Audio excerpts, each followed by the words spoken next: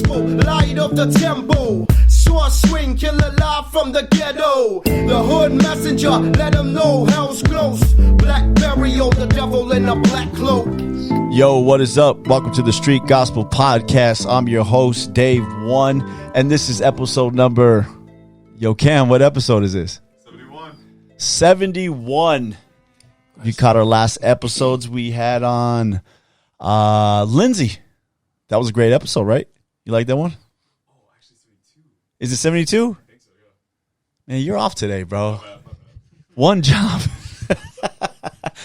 Episode number 72, right? Jay's 70, Lindsay's 71, this is 72, right? So, yeah, man, let's get on that, bro. Hey, in how many episodes that's the first time you ever messed up? Yeah. Right? All right, I'll let you slide this time, man. You owe me one. Anyways, guys, like always, if you guys can, hit that subscribe button.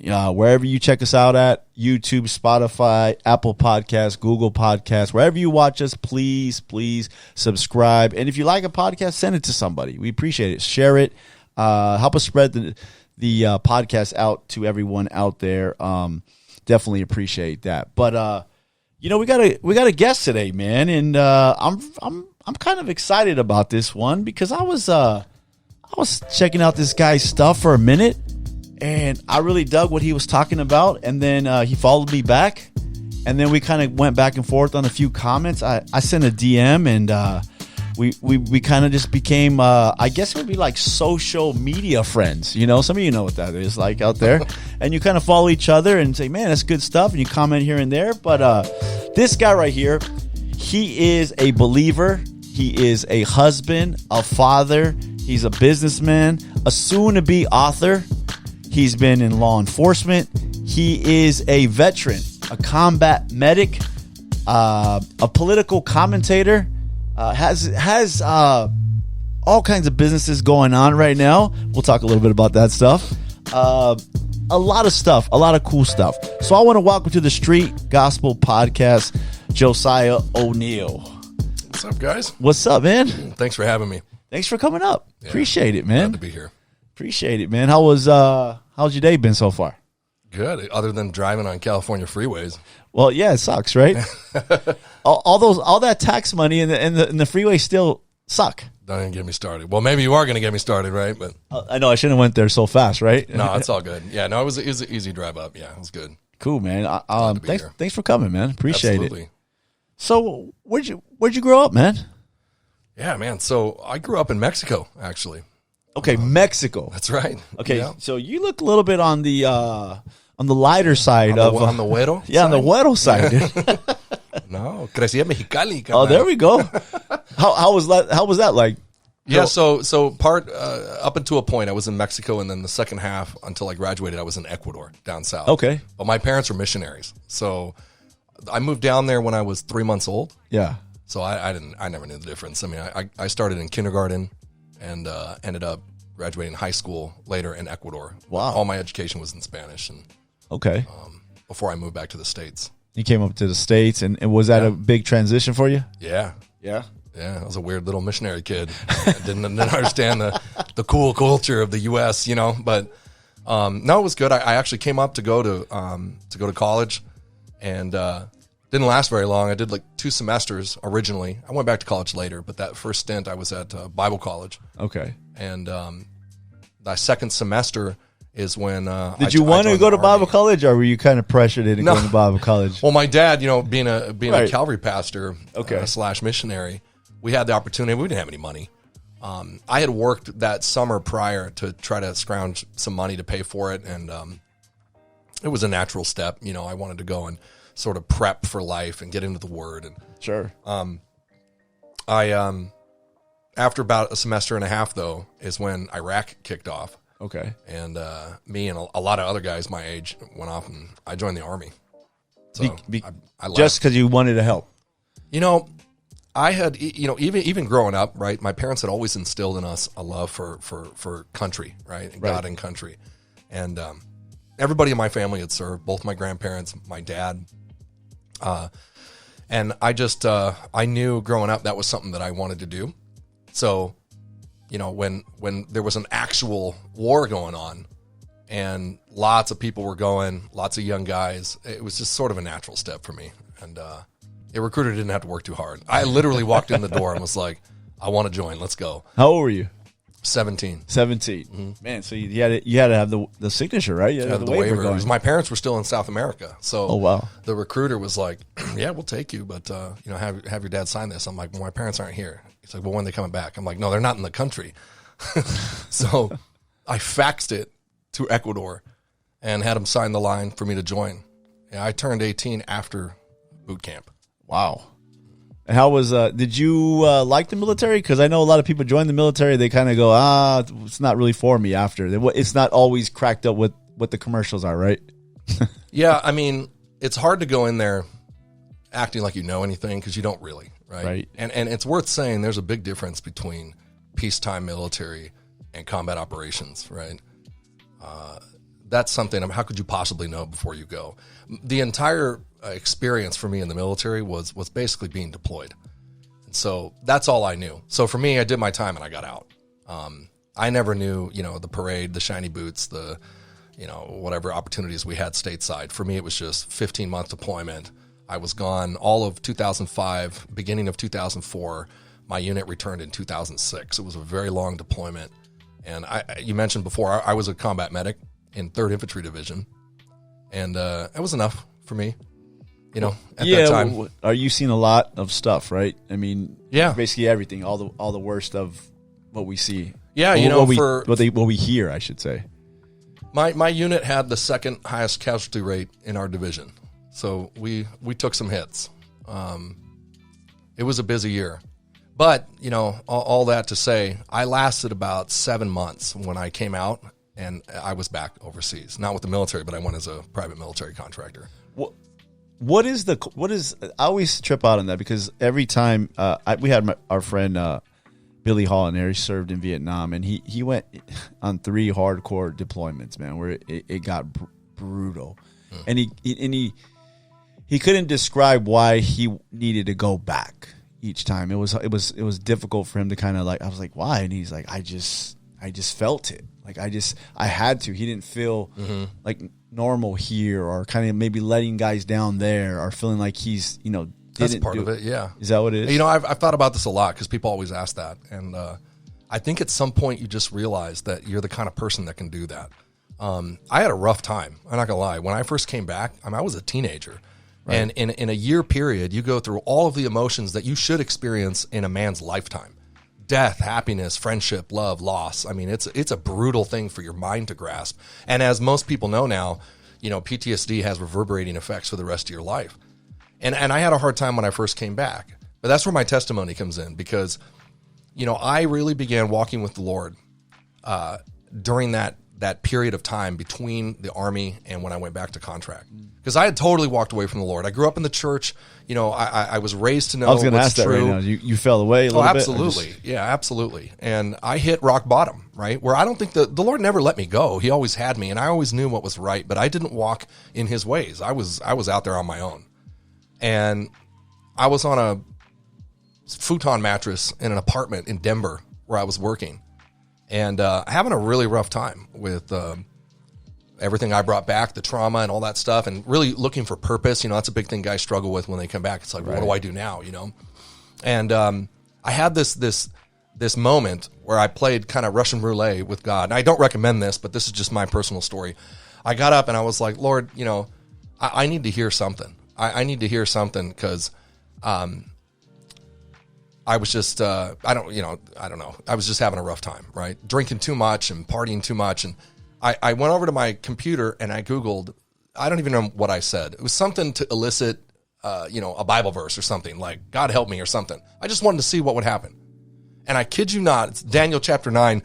I read the verse right when the angel's telling Daniel, before you even asked, I was on my way. Wow. And it blew my mind. I printed that out because, we printed things right at that time, and I stuck it on my door. And that was a big change. I lost all my friends, totally, like I said, prodigal son coming back. I knew the truth. I don't think the Lord ever let me go, but I was living with the pigs, Yeah. And I came home, And I went through a real dry kind of desert time because nobody wants to kick it with you anymore when you start going to church and live in the Word. And but hey, a few months after that, I meet my soon-to-be wife, Lindsay. She writes me. She had a dream about me and wrote me out of nowhere to say, hey, I had a dream about you because we'd known each other in Bible college and just wondering where you are. And I was like, I liked you in Bible college. Okay, so pause the story for a minute. Back at that time, I did like her, and she was like, I don't like you. She literally told me to pound sand. Like, I'm not here for that. Goodbye. So I didn't see her for 7 years. So they're like, this is a joke. She's writing me right? 7 years later, all of a sudden. But now I'm older, wiser, got a combat tour, right? all jacked up. Yeah. So she's like, you don't look like a little man boy anymore. But I did tell her, I said, look, if you don't like me, I'm not going to talk to you, because that's what happened the first time. Don't right? waste my time. We were friends. I didn't want to be friends, right? And she very softly said, I think I like you this time. So Nice. I proposed 3 weeks later, and then Did you know it was God, like that, putting that together, and she knew? Absolutely. We had all kinds of confirmation. She was praying that the Lord would confirm this through verses, through people sharing things with her. It was just one thing after another. And honestly, we made a commitment to the Lord too. We were not interested in dating, right?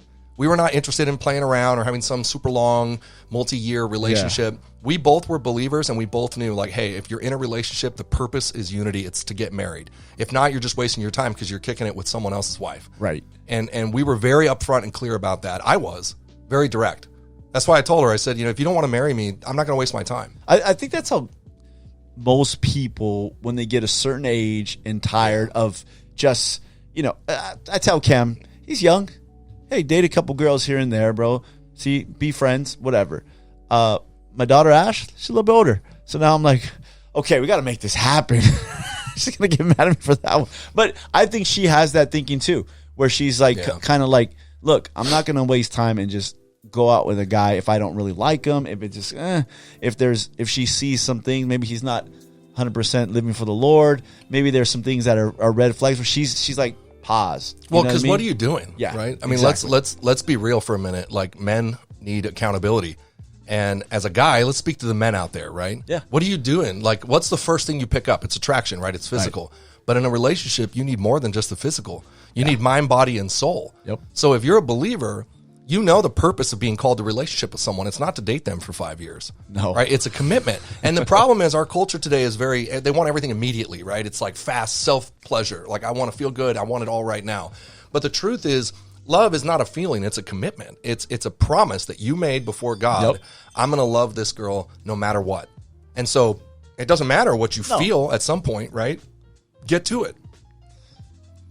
So we did. I proposed. We agreed to get married. We didn't get married right away because I deployed. I went back to Iraq almost right away.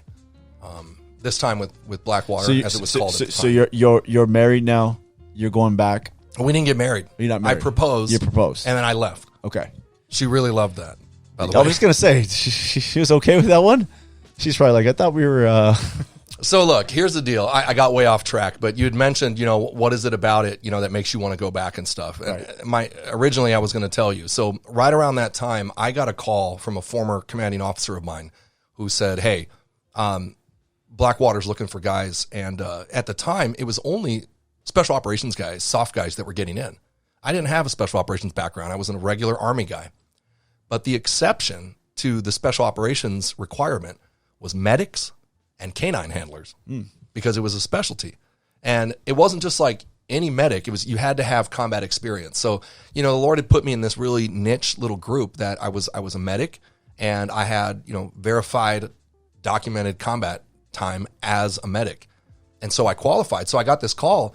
And of course, for me, I was like, do I want to run around with a bunch of Rangers, Force Recon guys, MARSOC? See, I was like, of course, that sounds great, because I wasn't at that level, And I called a buddy of mine, this is to your point, right? I called a friend of mine, another medic, talk about the difference in mentality here, right? And I was like, hey, Blackwater's looking for medics, let's go. And he was like, are you out of your mind? Literally, he told me, he's like, I will never go there again. Never. We rolled the dice so many times. He's like, I will never go back there. And going back with a contractor is totally different, right? I don't think people really, I think you work with some of the military, but you're kind of on your own, right? Yes and no. I mean, it depends on who you're with, right? Blackwater had the State Department's high threat protection contract. Okay. So it was under a program called WIPS, Worldwide Personal Protective Service, and it was a solution that the government came up with to protect all these Americans that were there trying to rebuild the country.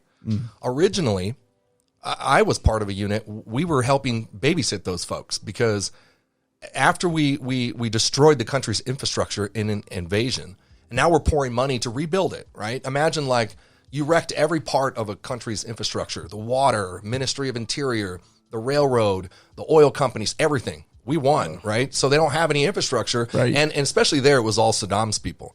So as we rebuilt it, we got to bring civilian experts in, people that know about, the water district. Right. Well, so the State Department hired Americans, brought them over, and hey, help the Iraqis rebuild their water district. So all of those people needed protection because most of the fighting in Iraq was from foreign fighters. After the original invasion, it was Al-Qaeda, it was Muqtada al-Sadr, Army of Alan Sunar. These were a lot of Iranians, a lot of foreign fighters that were in there just looking to kill Americans, right? Because it was an opportunity to. Ugh. So, roads were very dangerous. A lot of IEDs and EFPs, like people now came to understand. And the Army and the Marine Corps were getting taxed on protecting those people because we had a mission to patrol and whatever your mission was. And also then we were being tasked out to like the embassy to go, hey, come pick up these people and run convoys all day because they got to get out to, whatever place they're going today and they need to be protected. Right. So contracting was actually a very genius solution because what they did is they subcontracted out to private corporations to hire former military guys. They love their country, and it was protective. There was no direct action mission. It was all convoy escort and security operations and protection. Is the pay worth it? I mean, obviously it's not worth it. There's no amount of pay. Well, but... no amount of pay is worth it if you die, right? Yeah, But right. that's the roll of the dice. So, more than the military? oh yeah, pay? Yeah. Oh yeah, way more. But you have to, right? Because you're taking what would normally say a battalion, right? Well, battalions vary in size by branch, but let's say you got 200 to 300 young guys, teenagers, right? Like I was at that time when I first went, Right. and you got to pay logistics, food. Think of the cost of moving a whole unit over there and then tasking them out to do something that they may or may not be proficient at because that's like a side gig that they were having us do, right? Babysit these diplomats Right. and take them to their places. Versus Blackwater, right? We'll do it with 10 guys, all subject matter experts, professionals. I don't have to worry about all the military stuff because all the training and money went into teaching us how to specifically do that job, how to run convoys, how to run protective operations, advanced parties, DDMs, what we call snipers. It was a very effective way because it was cheaper. Not a lot of red tape with that. I mean, everybody fell under the State Department guidelines, so that's use of force was the same, but that changed over the years because in the beginning, I mean, it was super violent. When I was there, I mean, I started off telling you when I was there active duty in the military, that was a rough year. Baghdad in 2005 still is one of the bloodiest years on record Right. in 20 years there. It's the advent of the IEDs I mentioned. And then quickly after improvised explosive devices, they went to EFPs, explosive form penetrators.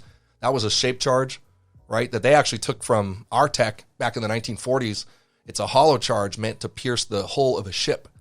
And most, I would say 99% of that material was coming from the IRGC in Iran. So they were making or providing it because originally we would find out it takes like a 2-ton drill press to make the concave plate of an EFP. Well, so our soft guys would go out, right, go find all the presses in Baghdad. That's where they're coming from. So eventually that changed, and Iran started making them, and they would bring them across the border. Is that so the bottom doesn't blow out and it blows up? Is that what No, it's the front plate. So imagine like the size of a coffee can. They vary in size, but imagine a coffee can, right, made of more sturdy material, not tin, and it was usually brass or steel. And the plate is concaved in. So imagine like just a disc, and then you have to press it in so it looks like a Right. cone, reverse cone. So the V is facing out. Okay. And then you put a breech on the back that secures it. That's not going to blow off. So when the charge is set, that cone, it's very similar to how a sabot round works. It melts into a point, like a straight arrow, and it pierced through everything we had. It went through the armor. Even though originally I didn't have armor on the Humvees originally, they were soft skin, but years later that was they wild. up That was armored. wild. Yeah. Soft skin. There was nothing, right? Yeah. Well, we put like sandbags on the floor to try to stop things, but eventually we did get, while I was there, we got armored Humvees, and then they upgraded to EFPs, and it didn't matter because the EFPs went through armor like it was butter. And the IEDs are probably, even to this day, one of the most destructive things that veterans deal with over there, right? Yeah, I mean, probably that. I mean, that in firefights. I mean, oftentimes they went together, right? So I was involved with an ambush in an area called Kadamia Market in Baghdad. We were running a mission, some mission for the State Department. We were babysitting some diplomat, taking him to and from. And on the way back, we got into a complex ambush in the middle of a really crowded marketplace, right? It started with a vehicle-borne improvised explosive device, a VBID or car bomb. The guy actually had his arms taped to the steering wheel. So he came out of the alley and just went, head first towards our convoy. Hit the front vehicle, detonates. My buddy's up in the gun turret. He goes down right away. A bunch of people injured, but the real damage was the Iraqis. This was Al Qaeda. They blew it up in a crowded marketplace. So like 50 Iraqis died instantly. People were on fire everywhere, body parts. It was pretty gruesome. I responded because I wasn't in the convoy. I was about a click away, and I drove in, and it was still occurring. So after that, then there was small arms fire from the rooftops. There was RPGs and AKs. I pulled up near the back and just was, because you're hearing people scream, "Doc," and I'm running across, jumping over people on fire, getting up to the front. I didn't know that the main gunner was down because he was slumped over. If for those listening, if you've never seen the inside of a Hummer where the turret is, at that time we were using these slings that you would kind of rest in, right? So the gunner didn't always have to stand up.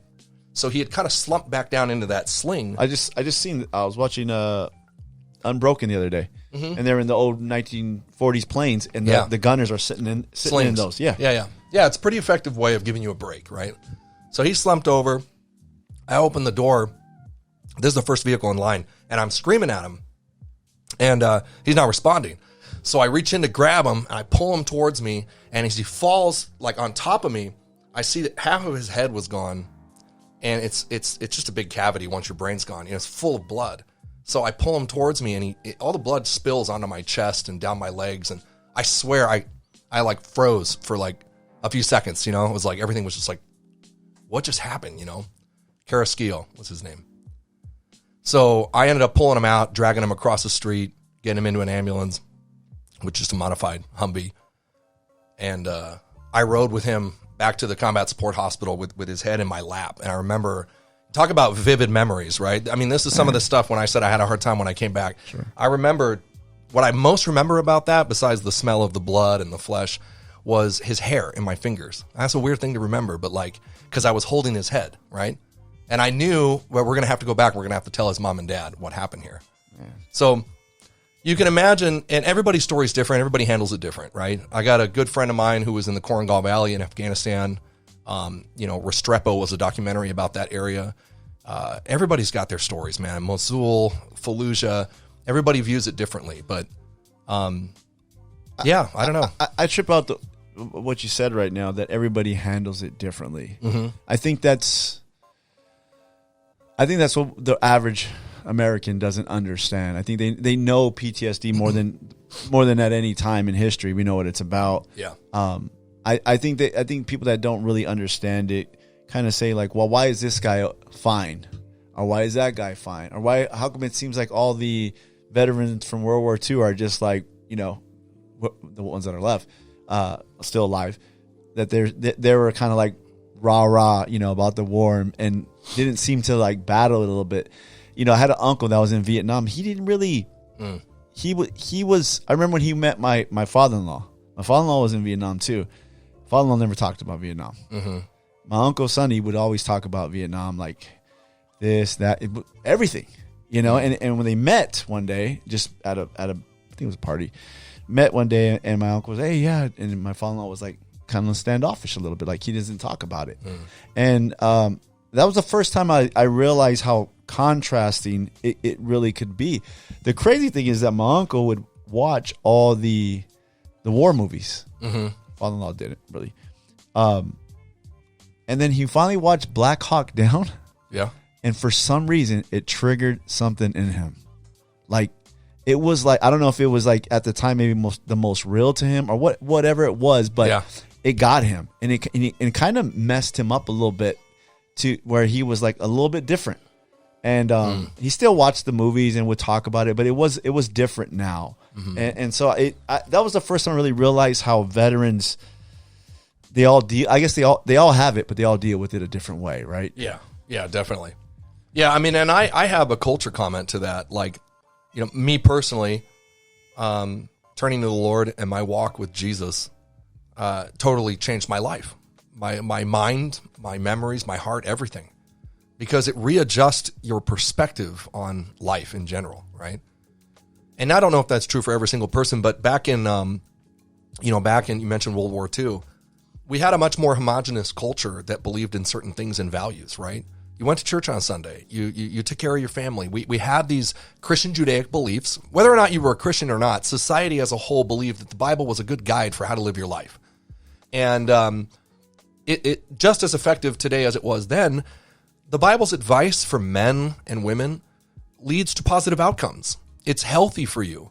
It's a correct way to view the world through the lens of reality, right? And you take today's culture of secular humanism, which is essentially anti-theist, right?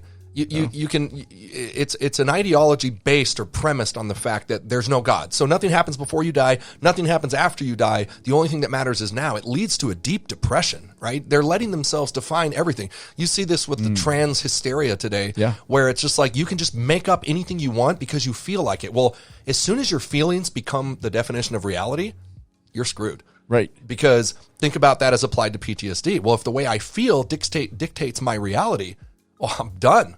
I'm a mess, right? Wow. And counselors have totally departed from the healthy advice of get a job, get back on the horse, get married, go to church. They've now turned to like, you go down to prescriptions, weed. It's like everything. just smoke it out. It's just total lost guiding the lost, blind guiding the blind. And that is an excellent point that you said right now. I never thought about that. That the veterans trip out on that. The veterans that came back from World War II had church. Probably more veterans that came back from World War II went to church, were part of church, got back involved in church, had some sort of sense of community at church. Vietnam, during that whole era, probably that's when America started separating, change. right? Yep. But even now, I mean, that's an excellent point. I never thought of it that way, where they had an outlet. The outlet was church, family, closeness, a community, a neighborhood where everybody helped each other. You come back, you're already feeling alone. Now you're really alone because you don't have no community. You don't have nobody to lean on. Maybe you're lucky if you have a family that cares about you. You don't know God. You've been told that God doesn't exist. You've been told that God can't help you, that He doesn't hear your prayers, and you get so far. I never thought of that. That is an excellent point. Well, it's exactly why I always tell people that whether you're a Christian or not, it behooves you on the political side to vote for people who have Christian Judaic values, because it is those values that give you the liberties that you enjoy. It's, no matter how much of a hater you are, Christian Judaic values built the most successful nation the world has ever seen. And if you're in America, you're living in it. And that's undeniable. And that's why there's such a hatred from the left, because they want this progressive ideology to move forward. But in order to get there, they have to work really hard to destroy a lot of history and foundations behind why we are who we are. That's why they constantly present this false narrative of, you should hate your country, everyone's racist, everyone's divided. It's all premised on lies. If you do a little bit of digging, there's not a lot of truth to that, right? No. There's not a lot of truth at all. There's a little bit, because they always, Satan's great at taking a little lie or a little truth, right, and mixing it with a big lie. But no, the truth is that culturally we are declining at an incredible rate. And that is entirely due to our abandonment of God. We've basically told God, we don't need you here. I mean, just the other day, I was just telling a friend of mine how shameful, right? What a slap in the face that for us as one nation under God, all the benevolence and blessing that we have, we're the wealthiest country in the world by far, right? For all the complaining that people have, you can go out and do whatever you want.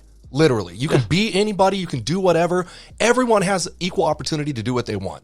There's not a single systemic racist law. You can't find one. It's not true. No. It doesn't matter if you're black, brown, white. It doesn't matter at all. Everyone has the same opportunity. It's been that way for a long time. And by the way, it was Christian ideals that fought for it to be that way, right? So if that's the case, think about how shameful. The other day I'm watching, and here you have Biden, right, hangs the trans flag on the White House above and center of the American flag.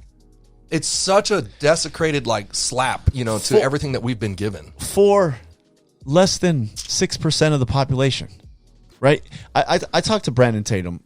You follow Brandon Tatum, yeah. And I asked him that question. I said, how did they jump every other, the black man's rise and the brown man's rise? How did they? All of a sudden, the black guys could say that they've been striving for equality forever, right? They can say, the last 50 years we've been trying. The brown guy comes in here later, after, or and's trying to get up there too. Everybody's trying to get up there, and Brandon's like, because they jumped on the back of all of them as a civil cause, jumped the fence, and didn't help nobody over. He goes, that's how they passed up everybody. Because I was like, how did this get? And I always wonder, how come the brown people fighting for the brown people and the black people fighting the black people and the poor fighting for the poor? How come they're not scratching their head and saying, how did y'all jump over all of us and your things front and center at Target? It's disgusting. At Starbucks, everywhere. And it doesn't. Tell me, does the black community have a problem being compared? Their plight for freedom is the same as the dude that wants to have sexual mutilating surgery? You're saying me that's the same thing? I mean, one's a choice and one's not. And people are going to hate on that, but that's a fact. It's a fact. And I'll tell you exactly why they're doing it, right? Because if you think for a moment that Hillary Clinton or Bernie Sanders or any of these politicians care about the trans guy in North Hollywood, no. Or the corporations. They don't care. Or the corporations and their DEI, CI efforts, no. What it's really about, and this goes all the way back to Alfred Kinsey, the father of the sex cult, right? Alfred Kinsey was a guy that did experiments on the orgasms of 3-year-olds. It's disgusting, right? These are child molesters. And why did he do it? It wasn't just because of his sexual infatuation. It was a means to an end. The sex cult's goal is to attack a primary foundation of Western civilization, and that is the core family. Again, this is why I tell people, hey, you don't have to be a Christian. You could be anything you want, but it's good for you to vote for people that believe this, because we have long known, this is a fact, the core family is an essential part of a healthy country. And if you want to change a healthy republic, like a freedom-loving republic like the United States, towards Marxism and leftism and socialism, you have to attack the things that make it what they are. Right. And the family is a big part of that. So hence the birth of the sex cult.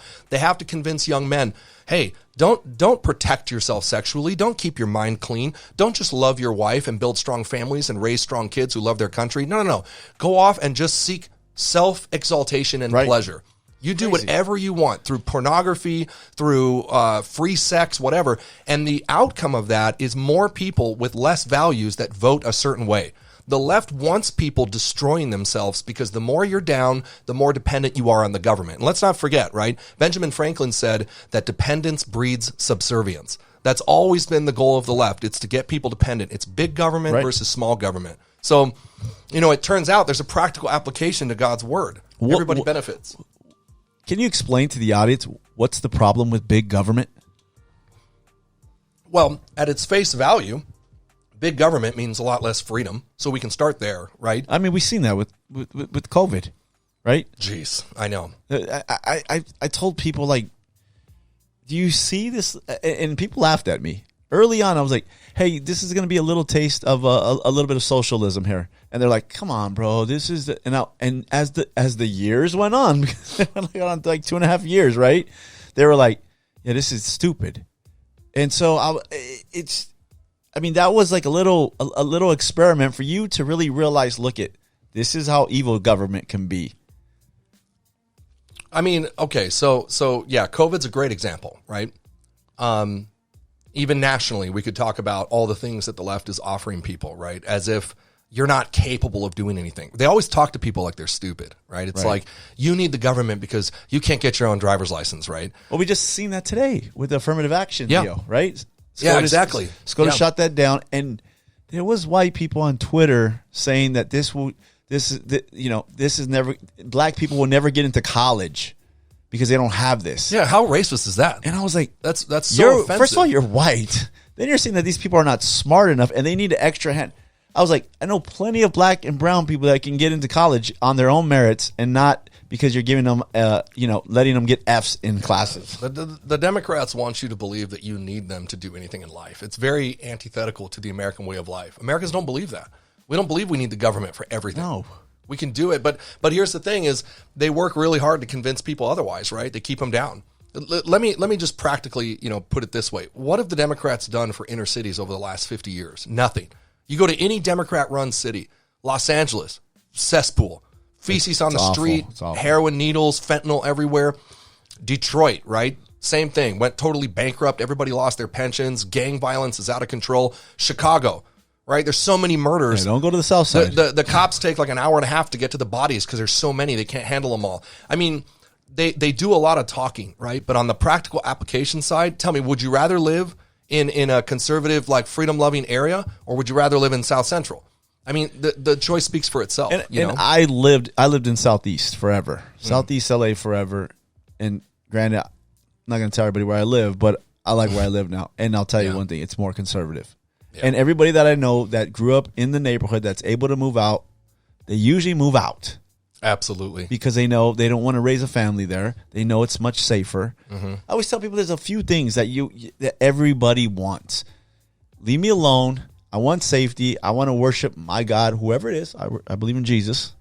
And I want to feel. I want to be able to not get tax the heck out of my pocket. Right. And be able to make a living. Yeah. Simple. And I tell everybody, if you believe in those things right there, you're more conservative than you think you are. Absolutely. I mean, it's very simple. And I think the left has gone so far left, right? Radical, yeah. That I think even the average, just left of center Democrat goes, yeah, this is crazy. What's the bill? I'm going to look it up so I don't mess it up. What's the bill that I was just talking about it today? Is it AB 665 about the your parental kids kidnapping bill? Yeah. So saw that today. I got a guy send that to me today. So that's a bill, right? That's up here in California. That's a great example, right? This is proposed in part by Anthony Weiner and some other Democrat in Sacramento. This is a bill that says if you don't affirm your child having some kind of transsexual surgery or whatever he wants to be, the government, now the state of California, can take your children. This is real. Like that's not a joke. And that's one. The other one is if they go and they complain at the school that they don't want to. They could say anything to their teacher. Yeah, right. It's teacher, doctor, totally counselor, subjective. Anybody, and say, "Hey, I don't want." They can get mad because you took the phone away from them that day. Right. They can go to school, complain to the counselor. The counselor going to say, "You know what? We're going to remove you from your home. You could be emancipated from your parents at 12 years old." Yep. And be a ward of the state? Yeah, so perfect. You want to ask about big government, small government. There you go. This is big government saying your children don't belong to you. Right. If you don't agree with us 100%, we're going to take your kids and we're going to put them in state shelters. And again, what's the point, right? Big picture, it's all about the destruction of the core family unit. Everywhere, by the way, and if you do a quick overview of history, every movement, I like to say leftist movements, but in truth, it doesn't matter what spectrum. The real dividing line is they're secular humanist. They're people who have rejected God and they've made a deity out of government. Government becomes God for them, right? So that's why you get all these crazy dictators. People do things for them because they're like gods, because they don't believe. It's like we said before. They don't believe anything happens before you die. They don't believe anything happens after. So the God is now, right? Yeah. And every country, you look at Mao in China, you look at the Khmer Rouge in Cambodia, they all went after the kids. They had to get kids away from their parents because there's such strength in the family unit. It's a structure that God designed to make powerful, effective people. Good, healthy humans come from a strong mom and a strong dad. Right. Any disruption of that, this is why our platform believes in, there's two things that we do not ever waver on when you talk about conservative political platforms, and that is marriage and life. Now, those are two things that we hold very sacred because they're institutions and things that God ordained and created. And whenever you mess with that, you're destroying your society. I agree, man. Right? I mean, Yeah. the Soviets did the same thing. They got to capture that next generation. So if you look at it through that lens, just objectively for a second, take a step back. Look at what the Democrats are doing nationally, but especially here in California. They're years. constantly going after our kids. For years. I tell people, black and brown people, I say, hey, do you realize, like, they removed the father from the home early on? And they're like, what do you mean? So when your dad or whoever lost their job, right, and had to go on welfare, unemployment, whatever, if the father was not in the home, the mom would get more money. How does that make sense? It's crazy. So what happened? It was more beneficial. If you leave, fine. See ya. Yep. And the family's broken up. I mean, it's been like this for years. Let's just chip away, remove prayer. Yeah. And I would tell people it's going downhill. I think the only, kind of like the children of Israel, right? It's got to get so bad, and God kind of says, okay, I'm going to give you, basically, what does he always do? He gives you godless, weak leaders, because basically it's the ones that you ask for. Yeah. And he removes his hands from it. I think we're there right now. I think the only good thing about where we're at right now is that the average good person, not even a Christian or a Catholic or anything like that, but the average just regular family guy that just goes to work every day, comes home, loves his kids, loves his wife, realizes, like, what the heck? I didn't sign up for none of this craziness. Yeah. Right. Well, here's my take on that. One, hard times are coming for sure. All of these bills about taking your kids and things, that's just the beginning, right? Newsom also, by the way, just recently launched a campaign for the 28th Amendment. He's going after the Second Amendment. Yeah. Like we said for years, he's going to take your right to be able to defend yourself. And let crime go crazy here. So and let crime out of control in California. Right. They don't even arrest people anymore. But here's where we join the fight, right? And I did mention, right, my book's coming out. It's done. We're going to print here pretty soon. It's self-titled Defining Truth. That's the name of our organization. And it's gonna rub people the wrong way. Some people, in a good way. Because I didn't expect that from you. I thought it was going to be just a cool book you can read to your kids right before bed. Look, Jesus said in the book of Luke, right? Woe unto you if all men like you, right? I'm paraphrasing, because so your fathers did to the false prophets. Yeah.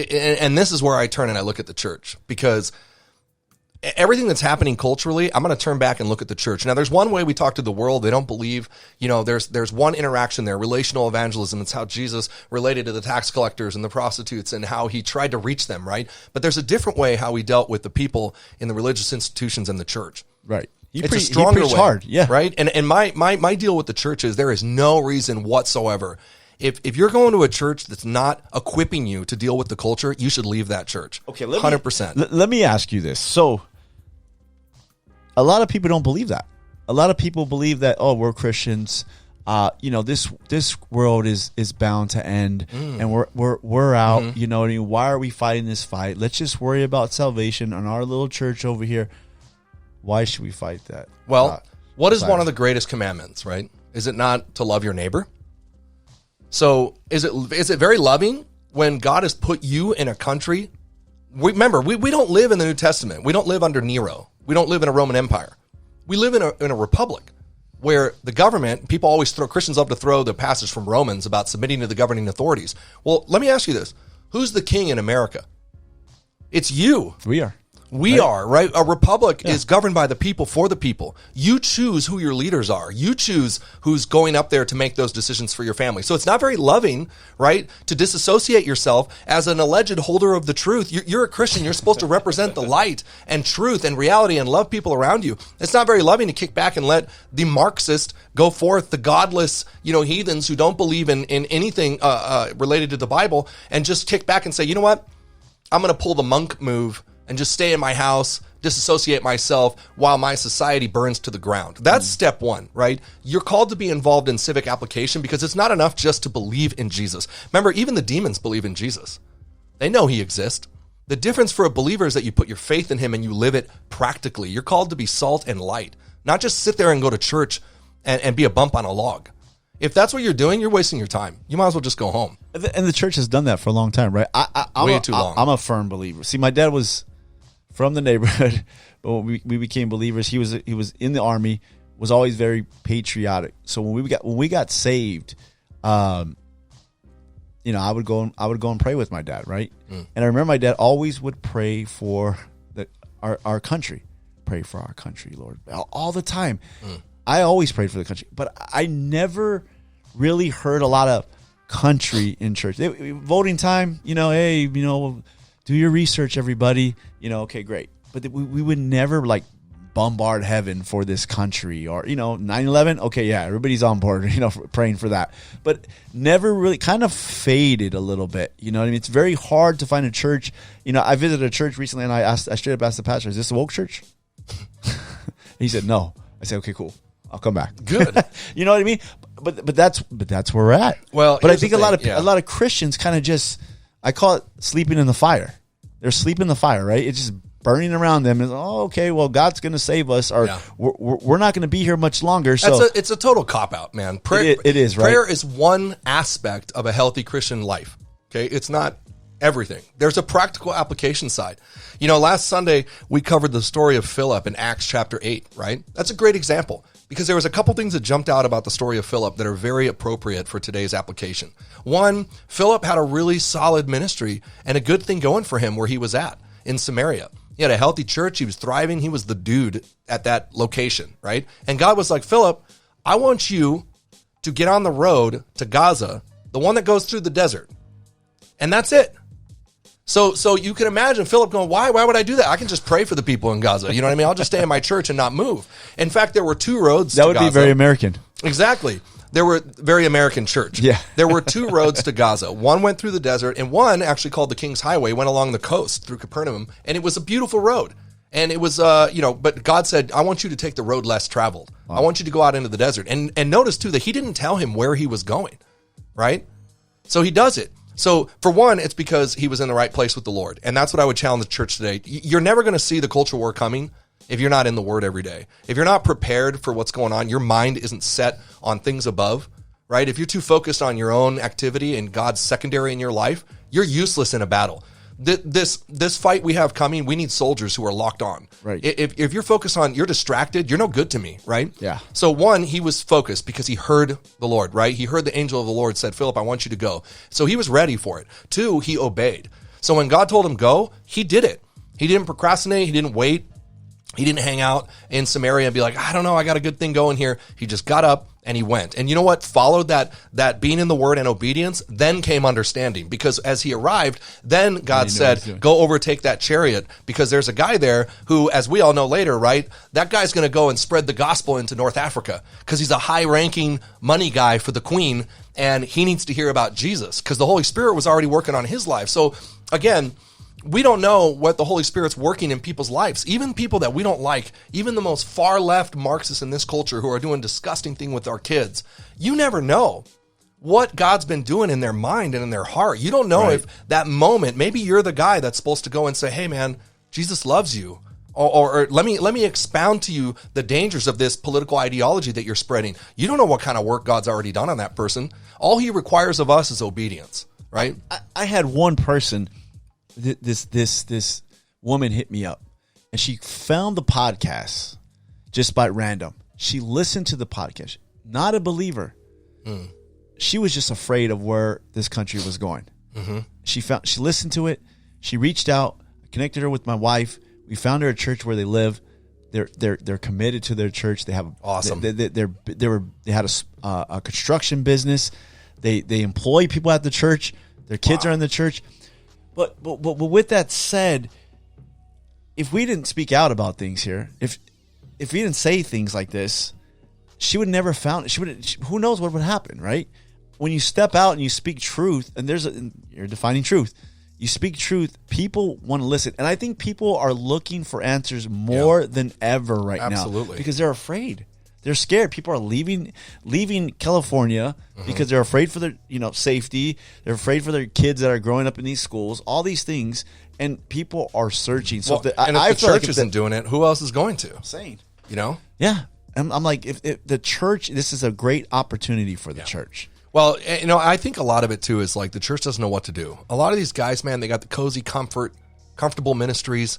They're doing their pastor thing. They like surfing. They're on the beach. SoCal's a beautiful place to live. And then all of a sudden, here comes hardship. Here comes a war. And a lot of these guys, they weren't ready for it. They weren't ready for what Satan was doing in the culture. Oh, yeah. He's been working overtime, as you pointed out, for many, many years to destroy our culture, to destroy our kids.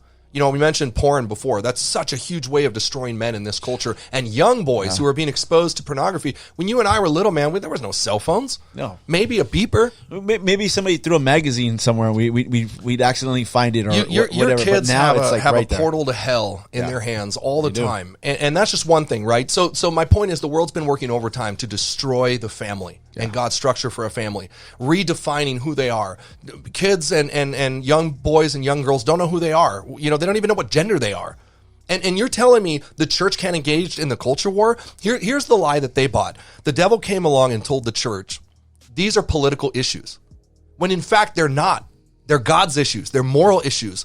Life is about God. The government taking your children and raising them, they don't belong to the government. They belong to you. That's your charge and ministry before God. These are moral issues of sexuality and morality that the church relinquished to the world. The world came along and said, we're going to label this political. And as soon as they did that, pastors were like, I can't talk about politics. I guess I got to be quiet about it now. And it's like, dude, did you not read Luke chapter 6 when Jesus said, woe to you when all men love you? Like, you're not here to please people. You're here to tell the truth, right? When he said that if they hate you, don't worry. They hated me first. They must skip that part. They must skip that part. No, you don't have to be a politician. And here's my thing. And, with defining truth, this is what the book's all about too. We're trying to equip people who maybe they're not getting it from a good source on how to engage in the culture war. So it's not, that's good. There's always a practical end to what God says. God just doesn't just leave it there and say, we're pro-life and, we value the life in the womb. And then just because it's a religious point. No, there's a practical application to it. Right. God commands us to do things because he loves us. And you want proof? America is the proof. This massive, wealthy, benevolent country, our founders decided to base this nation off what the Bible suggested a country should look like. Everything you know about American history from the left is a total lie. They're lying to you. Let's racism is a constant tool from the left, right? They want everybody to hate each other and everybody has to be divided into identity groups. They can't even say like you're a father. No, it's like you're brown, you're Asian, you're white, you're gay, it's like, dude, give it a rest, bro. Like, so here's one aspect, right? In the book, we have a chapter, we covered this letter that the vice president of the Confederacy wrote, okay? I found this was fascinating, so I put it in there because it's in the very first chapter titled Truth, okay? Chapter 1. And in this section, here's the vice president of the Confederacy. This is, during the Civil War, who's writing a letter about how angry he was that the founding fathers wanted to do away with slavery and how they thought it was detestable before God and they hated it and they didn't know how to get rid of it because the whole world had slavery. Remember, we didn't invent slavery. No. The whole world had it. We got rid of it faster than any country on earth. Yes. You know how we died by the hundreds of thousands. Yeah. Hundreds of thousands of white boys went to fight in the South and died by the thousands so that we could free this country from the evils of slavery. That's something the left doesn't want you to know. No. They want to resurrect the hatred and the division because through division, that's how they take power. So, again, some would say, well, that's a political issue. I say, that's God's issue. We're talking about truth and lies, morality and righteousness. The church is not to be divided, right? I'm sorry, but when has that message ever changed? You hear these woke churches that are like, oh, we need to be more inclusive. They're following the DEI guidelines of BlackRock. It's like, bro, like where did Jesus make a racial issue in here? Is not the gospel unto the Jew and the Greek and alike, man, woman, slave, or free? I mean, the Bible's been teaching us that forever. I grew up in that. You know what I mean? I'll tell you, I didn't even... It was already all inclusive. My gosh. I had young people when this whole thing came out and being inclusive and I was like, the BLM signs, believers out there early on with the BLM signs, and I'm like, wait a minute, why are you having the sign for? Oh, because we believe in this, bro. I go, what did you believe in before? I wanted to let you know that this podcast is brought to you by Elevate Ministries. Elevate Ministries is an authentic, passionate, and innovative church in the heart of Orange County, California. They strive to make their services welcoming and encouraging by intentionally engaging you in all senses to stimulate a spiritual hunger. If you're looking for a great church that's on a mission to change the world one person at a time, I encourage you to check them out at www.elevateministries.com and on Instagram at Elevate Ministries. Yeah. Good job, pastors. You support an organization that gave hundreds of thousands of dollars to transgender strip shows in elementary schools. Yeah, and people became rich and bought houses in Beverly Hills with the money. But early on, they were like, well, we support this cause. And I said, well, okay, first, know what you're supporting. Know who made this out. Soros, funded organization early on to cause division. So if you're saying that Black Lives Matter, I agree. All lives matter. Yes. You can't say that. That's racist. I know. And I said, all lives matter. And they're like, well, Black lives matter. We need to look out for them. And I said, you're a believer. What were you doing prior to this, to holding that sign? You weren't looking out for them? Because we're called to look out for everybody. So now because you're holding the sign, you were a believer. So this should have been automatic for you from the jump. It's all a lie, dude. It's all a lie to begin with. All of the stats on racial stuff and policing, it was all disproven. It's all a lie. DOJ keeps records on all that stuff. I know. They don't want to hear it. Do you think do you think the lies are bigger than just people being dumb?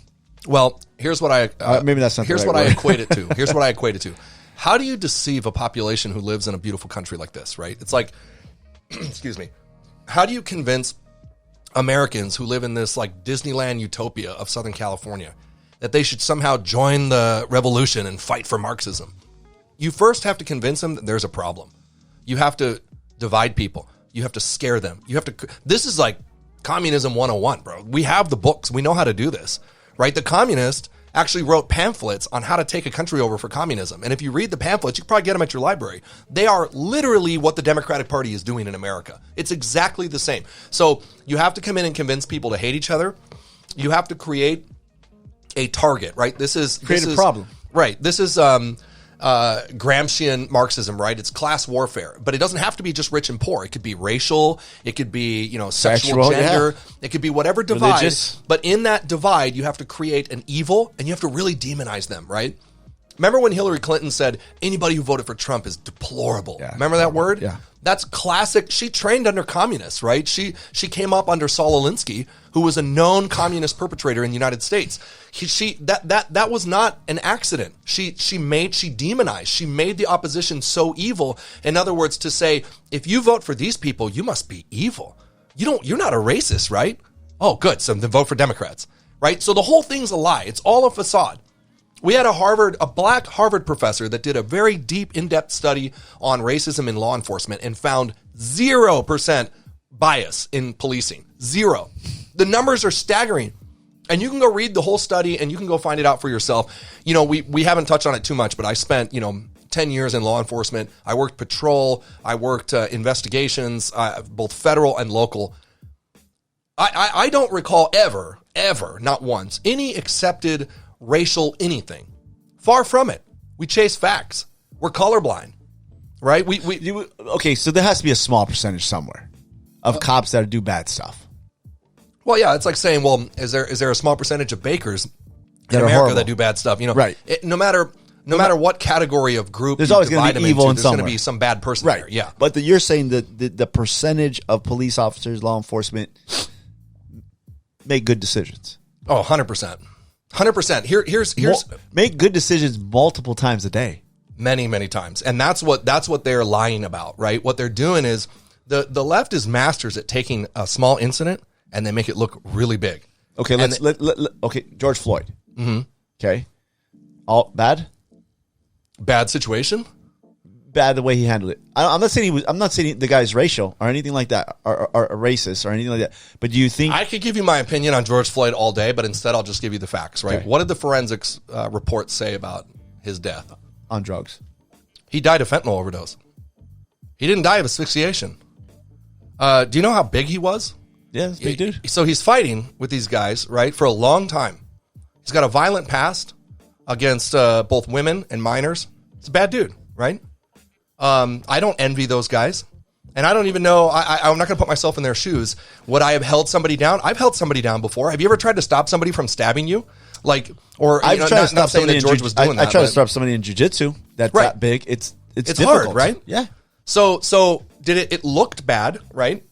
Because of the way that he was holding him down.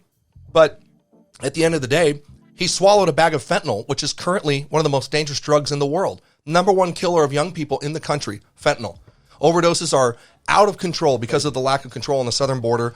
This dude had fentanyl on him, didn't want to go to jail, so he ate drugs, and the drugs killed him. Because you can't eat a bag of fentanyl and then fight the cops. Your heart's going to explode. It doesn't take that much. No, it doesn't even take that much. In fact, you can do one hit, right? I've worked, did narco stuff. I've gone into houses where dudes got the straw and they got the little foam things coming out of their mouth, dead, one hit off the stove. Right. So what was George Floyd about? It was an opportunity. The Democrats saw an opportunity to say, look, there's a white cop, even though there was other cops that weren't white around him. Right. They're like, perfect opportunity. There's a white cop. There's a dead black guy. Let's make this a political thing and let's run a campaign. They're masters at that. Now, let's say just for a minute that George Floyd was just a wonderful person and he never did anything wrong. And this guy, was a true racist who killed him just because he's black. Because that's what the Democrats want you to believe, right? Which is asinine. Right. Even if that was true, we do millions of detentions and stops in law enforcement across this country every year. What would one incident do when you extrapolate it to a country of hundreds of millions of people? I think people don't realize that. And I've told people, okay, we can have one bad thing. It's like one bad pastor, right? That steals all the church's money, all right? Or runs off with his secretary. It doesn't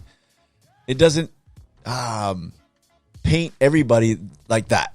And I think that's the problem we run into with police. I don't think people realize, like, they do all these stops all the time. Is there bad people there? There's always going to be bad people. There's evil in this world. We know that it's going to be something out there.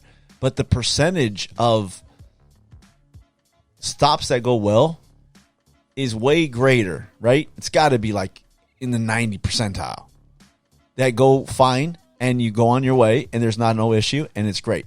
There's all that info is out there. People can read it. They just don't want to. The statistics on negative findings was of all the stops, the millions of stops nationally conducted and tracked by the DOJ, less than 0.003 were found to have any wrongdoing in them. And those that were found were properly dealt with. Dudes get fired. Cops go to jail all the time when it happens, right? But that's the number straight up, 0.003%. So is that really a systemic issue? No, they're lying to you. Yeah. They found a great poster example. They blow it up and they run a political campaign. Mind you, where's BLM? Bro, I don't hear anything about the police now. Well, but because it's not an election year. Yeah. Watch, every election year, the Democrats, they only run on one thing. Everybody doesn't vote for us as racist. That's their most favorite thing to say. Yeah. Right? That and hating Christians. So it's a divide that they see works. I mean, everybody wants to complain about January 6th and the dudes that marched into the Capitol, but nobody wants to talk about the 4 years of BLM burning the country down to the ground. I was in the riots in La Mesa, right? As a deputy. I was on the riots, front line, dude. We were there for over 20 hours, all through the night. People throwing fire, Molotov cocktails and rocks. They blew up Chase Bank right in front of me. They were organized like a military. They had barrels of rocks and bricks and pallets, incendiary devices and pallets. I saw all that firsthand. And they destroyed thousands of dollars worth of people's businesses, just innocent people in the neighborhood, right? Totally, probably millions in damage to the city of La Mesa. That's just one particular incident. And that happened all over the country. You know how many people died over those protests? Like hundreds of people died across the country. Oh, yeah. Over nothing. All colors, too. All colors. Yeah. Over nothing. Yeah. They're lying to you, right? You want to talk about, well, there was 7 incidents this year where police shot people. I'll be like, how many people were shot in South Side of Chicago? Like in the first 6 months of the one weekend. It's all a lie. Anytime you look at something, you have to look at it in view of reality, right? You have to look at it if there's 100 million people and one person does something bad, is that a systemic problem? Is that something I should burn my country down to the ground? This is not by accident. It's by design. The left knows their policies are very destructive. They have to get people to hate their opponents in order to keep winning elections. So every election year, they come out with the same thing. You're a racist. Go after the police. We'll give you free money. We'll give you free everything, right? Remember when Obama got elected? People in the park got the phone. There's people. Yeah, I got a free phone and a free bike and free gas. And I voted. They asked one lady in Chicago, "Why'd you vote for Obama?" And she was like, "Because Obama's going to pay for my gas." And I'm just like, bro, this is the same old book, and people keep following it. But here's let's look at the spiritual point here. Why is all this happening, right? Because as believers, we see there's two worlds. We see the realm of the political, and we see the spiritual realm, and we see the spirit of this world and the church. And here's what they're really targeting. The original sin, pride, right? Yep. Is Satan said to Eve, the reason God doesn't want you to eat that fruit is because you'll be like God. It's all about usurping God's authority. Right. You could see that pattern repeated everywhere. You see that when they say you're a man. No, you're not a man. You can be a woman if you want. Women can be a man. What's right is right. What's wrong and what's wrong is right. Well, not only did Satan pass God, he passed Adam too. He went for the woman. Right. So that was the playbook, right? It's a playbook now. We absolutely. We remove God, remove the husband. We leave the wife and kids vulnerable, and we go straight to them. It's the same desire that we're all born with, which is that offering of power, right? That it's just like the founder said, America has two problems, or man has two problems: ambition and avarice, the love of money and the love of power. That can translate a lot of different ways. But it's originally Satan's the OG when it comes to that message. Yeah. He was like, you can be God. And what are the Democrats doing today? There's no God, you're God. The government's God. Whoever you make up, it could be God. Whatever you make. If anybody tells you that what you're doing is wrong, they're a bigot, right? Or they're a racist, right? I just listened last week 2 weeks ago in the state assembly. California Assemblyman Bill Asaley was talking about, or stood up against the whole trans thing or whatever. Right. I forget the specific conversation, but then, Corey Jackson, who's a Democrat here in California, called him a white supremacist. The dude is Arab, and his parents immigrated here. Okay, right? so this is I had a conversation with him. Go ahead. And I'm just like, but I'm just like, so anybody that disagrees with you is a bigot and a racist, and fundamentally, and this is what I address this in the book a lot. Truth is not relative. Sorry, bro. Didn't the View just? Who were they talking about? I think they were Hispanic, and they were saying that that if you can still be a white supremacist even if you're Hispanic, and I thought, what a lie that they're trying to tell you now. You know why they're saying that? Because Latinos are leaving the Democrat Party by the thousands, bro. I know they're leaving, and I tell people this all the time. Listen. Hispanics, Mexicans, Cubans, all them. They didn't understand the Cubans when they voted Republican, in Florida. And I said, what don't you understand? Like, they came to this country because they believe in this country from a tyrannical government. They came escaping leftism. Yeah. That's what they did. So what did you think? They seen the worst of the worst. You're telling me they want this country to go that way? No. The other thing, too, with Hispanics, just like this Dodger Stadium thing, right? Big Dodger fan, man. Sucks. Right, but I covered this on my last show. But they paid the price for that. Yeah, and it's so funny because this is the thing that makes me laugh about that whole thing. They attacked basically their fan base, which is Hispanic working family people. Memories at going to Dodger Stadium, going with my dad, going with my best friend, him and his dad, and families, and having those memories there. Right, so then they go extreme and get these dude nuns to go over there and you're talking about the Sisters of Perpetual Garbage, right? That's what I call them, perpetual garbage. But they go over there, right? And I mean, you don't have to do a deep dive to see what they're about. Mocking Jesus, striptease on the cross, blasphemy. All this stuff, blasphemy, 1,000%. Not even they didn't even know no way out of that. But I always laugh because I'm like, really, like your average, let's just say, not even Christian, Catholic family, you know what I mean? Go to church Sunday, that's it. Easter, Christmas, CEO Christians, whatever you want to call them, you offend them. Now, what made me laugh about this is it's so crazy because you constantly get sold the lie here. Oh, we're all inclusive, and then I told this guy the other day. I said, "Do you know the place where they built Dodger Stadium at?" He's like, "Yeah, Chavez Ravine." You know what was there before they built it? No. It was a Hispanic community. People owned their homes there. They told these people they're going to knock it down and build new homes there. They never did. They built a stadium. They built the stadium. Bro. And the people that were still living there before they raised everything, they came with the sheriffs to remove them. That was a Hispanic community. Half the people don't know that. Look, 100%. That are fans. I've been a Dodgers fan my whole life, man. Being going to the games, have so many memories in that part. I love the Dodgers. I can't go this year because I just can't. I feel like I'm going against what I believe because of what they did.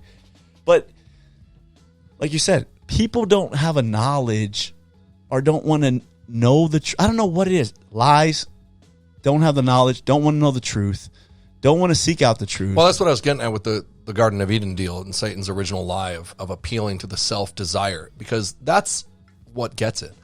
People are told by a group of people, an ideology, if you vote for us, if you come our way, we'll justify anything you want to do. It's all about pleasure. Go party. Go sleep around. Go. Whatever you feel, act on it. And that's what it gets people, man. That's what gets people, especially if you're not a believer. You don't have something firm. You're not rooted on the rock. You're basically just a house on quicksand. And the devil comes along and it's like, hey, man, you deserve reparations. You deserve money. You know, you don't deserve to be arrested if you steal or rob somebody. It's not your fault. It's somebody else's fault, right? And all the while, the greatest victims of democratic policies are minority groups. Minorities. It destroys their communities. They're the highest number represented in incarceration and violent crimes. And don't even get me started on trafficking on the border. I did a lot of that on the federal investigation side. And here's what really makes me mad. These Democrats that are actually in leadership, they have access to the truth. They know what their policies do, and they don't care because it gives them their position of power. All these people, man, they make a lot of money. Yeah. Their net worth goes way up after getting elected, and they hold on to it for years and years. And that's on both sides. And I come back to the church and the average American and say, you have given up your right and country and your civic obligation to a group of people that are hungry for power and hungry for money, and they're using people as pawns. Perversion. Yep. All kinds of stuff. Yeah, it's really sad. It's really sad. But I think, one thing I hear a lot from people like, hey, dude, like, this is it, man. That whole fatalist perspective. Why should I get involved? Okay, this is what I want to talk to you about. Yeah, so I have a really strong answer to that. One, God has not called you to be a monk. You're never ever told like, hey, don't go, right? I mentioned Philip. Philip could have told God, well, what's the point? If God knows everything and did everything, then I should just stay in Samaria. No, it's about obedience. The church was called to spread the light of the gospel and to speak truth into people's lives and to love your neighbor. You don't do that by taking a passive, apathetic stance and never doing anything. Let's look at Germany, right? In the 1930s, the Brown Shirt Party, soon to be the Nazis, started really growing. That movement grew in Germany. There was a lot of churches. Eric Metaxas has a great book on that, right? Letter to the American Church that came out recently, and before on Bonhoeffer. There was something like 13,000 churches or pastors. I forget the numbers he talks about. But point is, the majority of churches in Germany didn't want anything to do with it. Wow. In fact, what's more is they said that, we have a duty to God to submit to the government. So they submitted to the Nazis. Now, admittedly, I don't think that every German knew what Hitler was going to do. Hindsight is easy for us to look back and look at how evil they were. But in the 1930s, right, they didn't know what they were doing because, remember, Hitler was a socialist. He was just like the Democrats here. He's all about National Socialism and bringing up the poor people and destroying the rich people and, making Germany successful again. And we need to grow and spread this ideology everywhere. The left likes to distance themselves and be like, oh, you're right wing. And I'm like, dude, right, left, you're all on the same group. Like, you're all secular humanist, right? America was different because we were based on biblical values. It wasn't so much a political spectrum. It was, we didn't believe the government was God. The commonality between Hitler and the Soviet Union, for example, they both thought that they were gods of their own planets, right?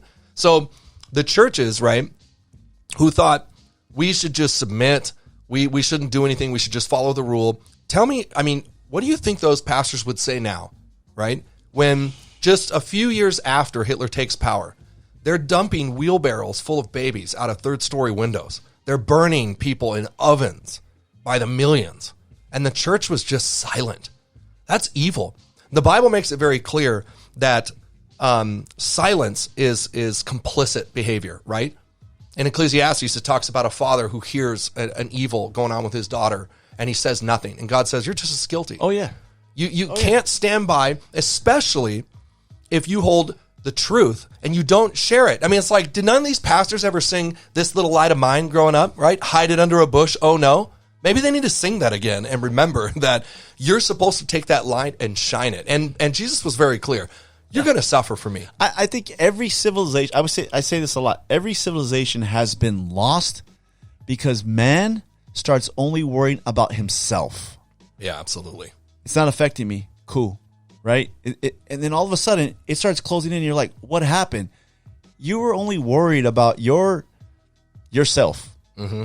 And as long as it didn't affect you, and you were fine with that. But little by little, it started creeping in. And before long, you're like, what the heck happened here? You know, that's a really good point. I just heard somebody that, I won't say his name, he's got a big following, a podcast. A lot of people know who he is. And he said something I really disagree with, because that's something that we have to guard against. That whole mentality that says, like, you do you and I'll do me, right? I'll just move my kids. No. I'll move out into the mountains. And that's not biblical, man. That's not how America was built. You think that that's the type of attitude that caused our young men to fall on the beaches of Normandy and die by the thousands to free a country that wasn't even ours in hopes of defeating that great evil that was coming out of Europe? It would have eventually come here, right? Yeah. So that's something that the church should never, ever be a part of. We're not called to live lives, self-pleasing lives. Love, by definition, according to the Bible, is sacrificial. It's all about others. That's literally the definition of love. I have a whole chapter in the book titled Love. That's good. And we counter the world's description of love versus the biblical description. Because the world says love is acquiescence. It's all about you do you, and another person, the way you love them is... Love yourself. Right, yeah. Because you have all the answers. You're so put together. Yeah. It's that, and it's the way... And then if you were to ask the world, well, how do you love other people? It's like, well, you let them do whatever they want. Yeah. And that's a lie. That's a lie. It's not true. It is a lie. If you love somebody, you'll tell them the truth. Right. I have a story in the book about... Crazy. I went to a call of a dead body, right? And I go out there and I see this guy. This is a homeless dude. I knew who he was, right? And he's dead on the side of this building, on the sidewalk, overdosed on fentanyl. This is just not too long ago. And that's pretty typical for a cop. You know, we're around a lot of dead bodies. So I'm standing there, you know, talking we're waiting for the coroner to show up. Coroner shows up in a van. They're going to take the body away.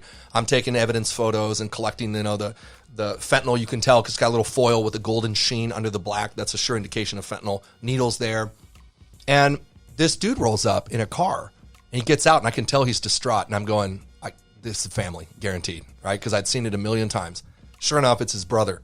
And his brother runs up and you could tell homeboy been out on the street for a while because the brother was kind of like, you know, I saw this coming, but I see him getting teary-eyed. He's getting upset. And he's just like real like heavy, right? And so I go over to him and I say, hey, you know, we're going to move him. They're going to take him to the morgue, do their little thing, investigation. And just, it was almost like he couldn't contain it. He like confesses to me. He's like, I said, when did you see your brother last? And he said, well, I saw him yesterday. And he's like, I brought him that needle because, you know, I thought, well, if he's going to use, I want him to use a clean needle. You know, that's a campaign actually that the Democrats are pushing in California. Yeah. Free needles, free drugs. Right. And that is the needle that he used to kill himself. And that brother is going to have to live the rest of his life. And in fact, I forget the whole conversation, but essentially he was like, I can't believe I gave him that needle, you know? So in the book, I go on to describe that is like, that's a perfect example of the world's love versus true love. Because true love is maybe we tell somebody, hey, what you're doing is wrong. What you're doing is going to hurt you.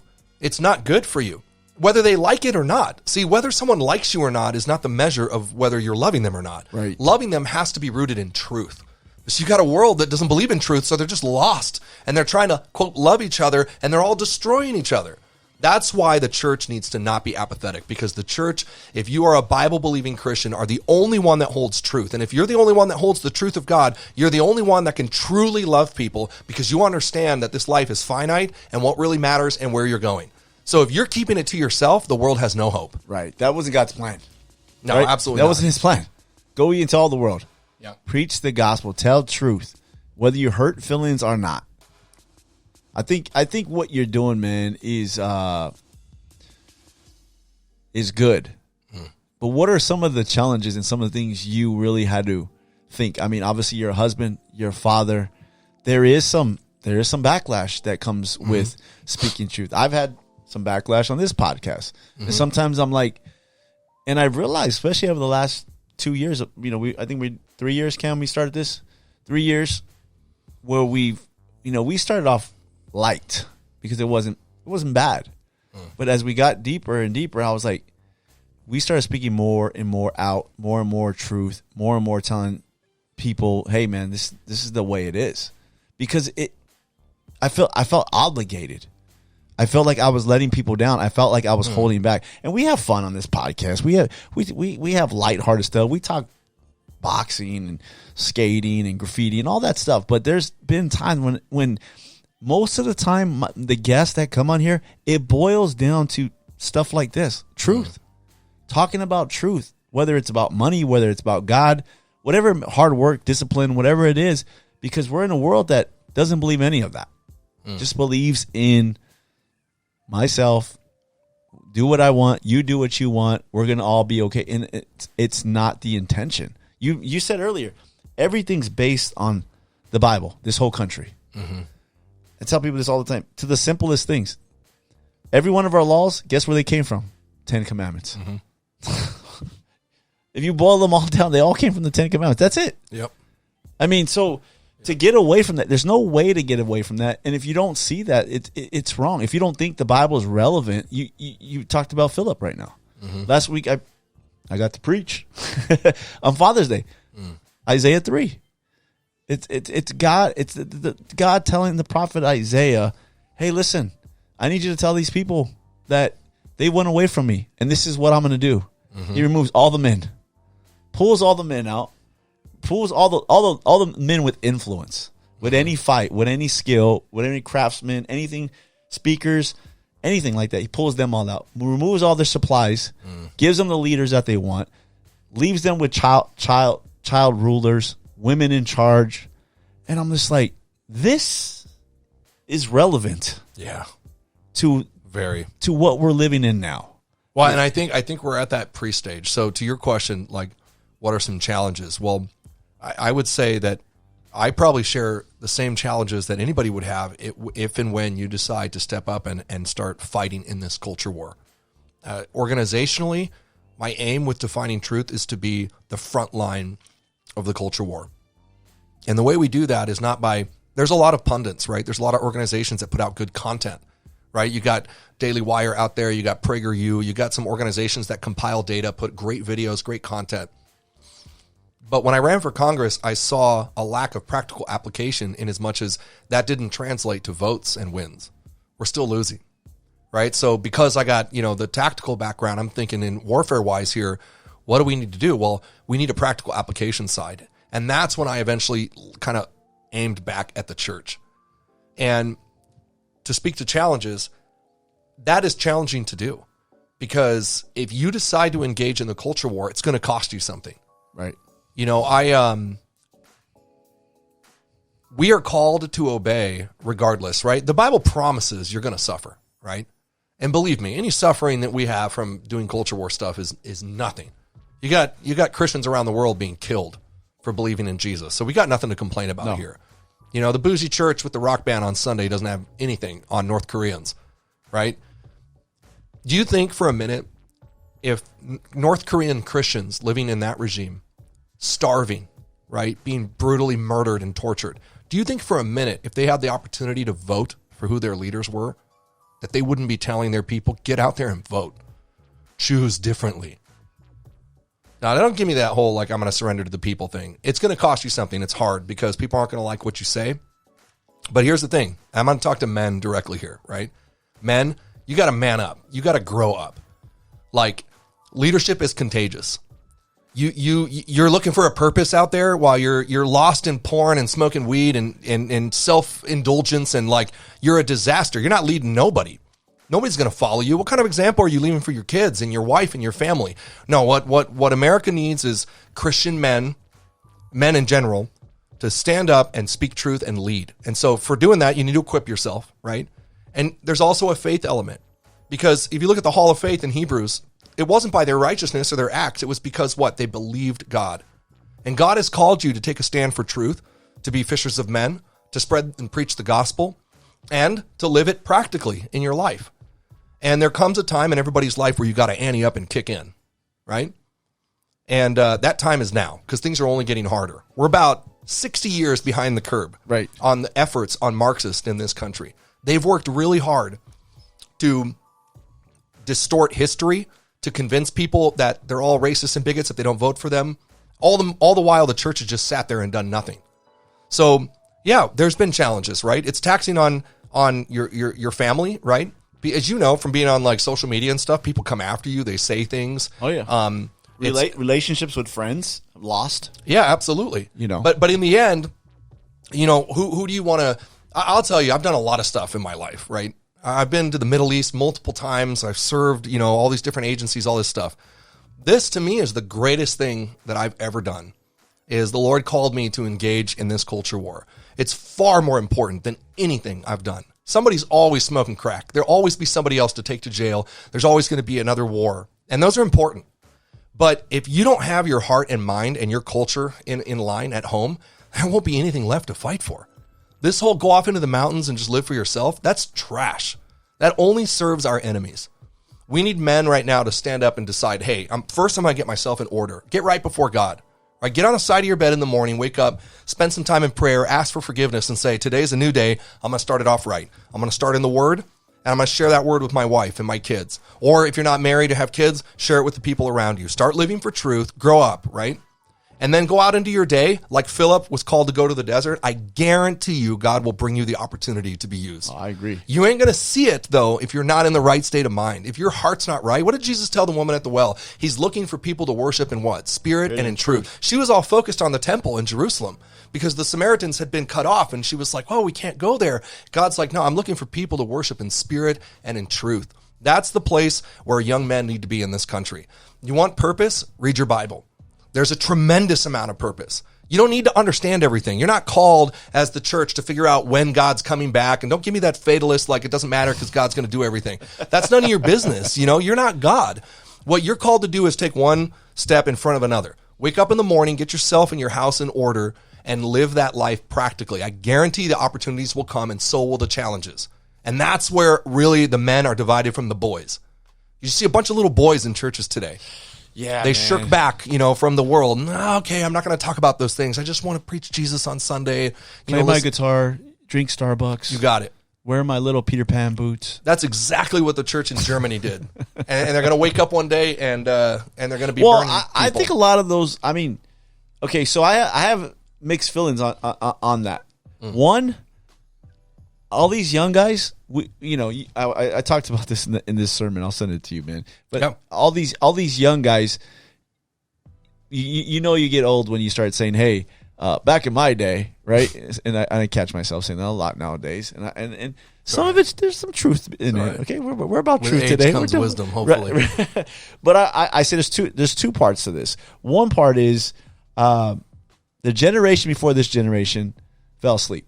Mm-hmm. We didn't teach these young guys. Absolutely. I'm not saying all the men didn't teach them. I believe my son, he knows what's up. Mm-hmm. You know what I mean? Didn't do our job. So we can't blame this younger generation as much. But I think a lot of the younger generation now, that what I've saw the last 2 or 3 years, these 20-something-year-olds that were just like, hey, we're fine. We don't have to go to church. We'll wear the mask and we'll go online and do all that stuff, and just surrendered everything. And I was trying to. At first, I was getting a little upset with them, and then I said, okay, let me speak truth, of course, to them. But I realized like a lot of them came around and really realized like, yeah, you're right. This isn't good. Some of them had kids during this period, the last 2 or 3 years. Yeah. Got a kid now, or they got married now, and now their perspective on these things began to change. Yeah, so now, growing up. Now growing up a little bit. Now they got to pay some taxes and pay some bills, right, and have some mouths to feed. So I realized that was a great opportunity to really say, hey, here's some truth. And I realized there was things like books that I gave them, talks that I gave them, this podcast, meeting with men and young guys, and they were really craving that. So I like what you're doing, but I think it's important that not only do we do it for the families, but we do it for the guys that are around us too. Grab a young guy here and there, be his friend, guide him a little bit, teach him a little bit, especially the ones that don't have strong fathers or don't have any father. That's our obligation. That's the way we change the culture. The Muslims, that's another thing, right? I like when I see young fathers with like 3 kids, right? Because just a few years back, it was like, I'm not going to have kids, and you're like, you're a believer, man. I know. We're supposed to do that, and I told a lot of these young guys, I said, the Muslims believe they're going to change the world by having a lot of kids. Oh yeah, and then they train them in their ways, and they take over. Simple. So we're over here. Oh, we don't want to build up strong warriors. Our kids are. Have and raise them up and have good families and big families and take over. We're going to relinquish that to them and let them take over. So I think I guess what I'm trying to get at, man, is I see a little bit of through this. I see a little bit of positive because I think people are searching. Yeah, absolutely. And I think some of the younger guys realize they're starting to grow up and they realize I can't be down with that no more. Yeah. That's exactly what we've noticed, and that's kind of like our target market too, is there's a growing number of people that are looking for truth. And sadly, if they're not finding it in their church, they're going to look somewhere else, right? Because people are hungry for truth, hungry for discipleship. Young men are hungry for mentors and leadership. Families are hungry for strong men to lead. And it's the same thing with your wife, right? If you're not there for your wife and providing her what she needs, she's going to go look for it somewhere else, right? Yeah. Many divorces tell that story. Right. and like, dude, that's why I said you got to ante up and kick in. Like, that's whether you're a woman or a man, whether you're a kid or a young single guy, whatever it is that you're called to do at that moment, you need to do it. Like, get up and do it. Right.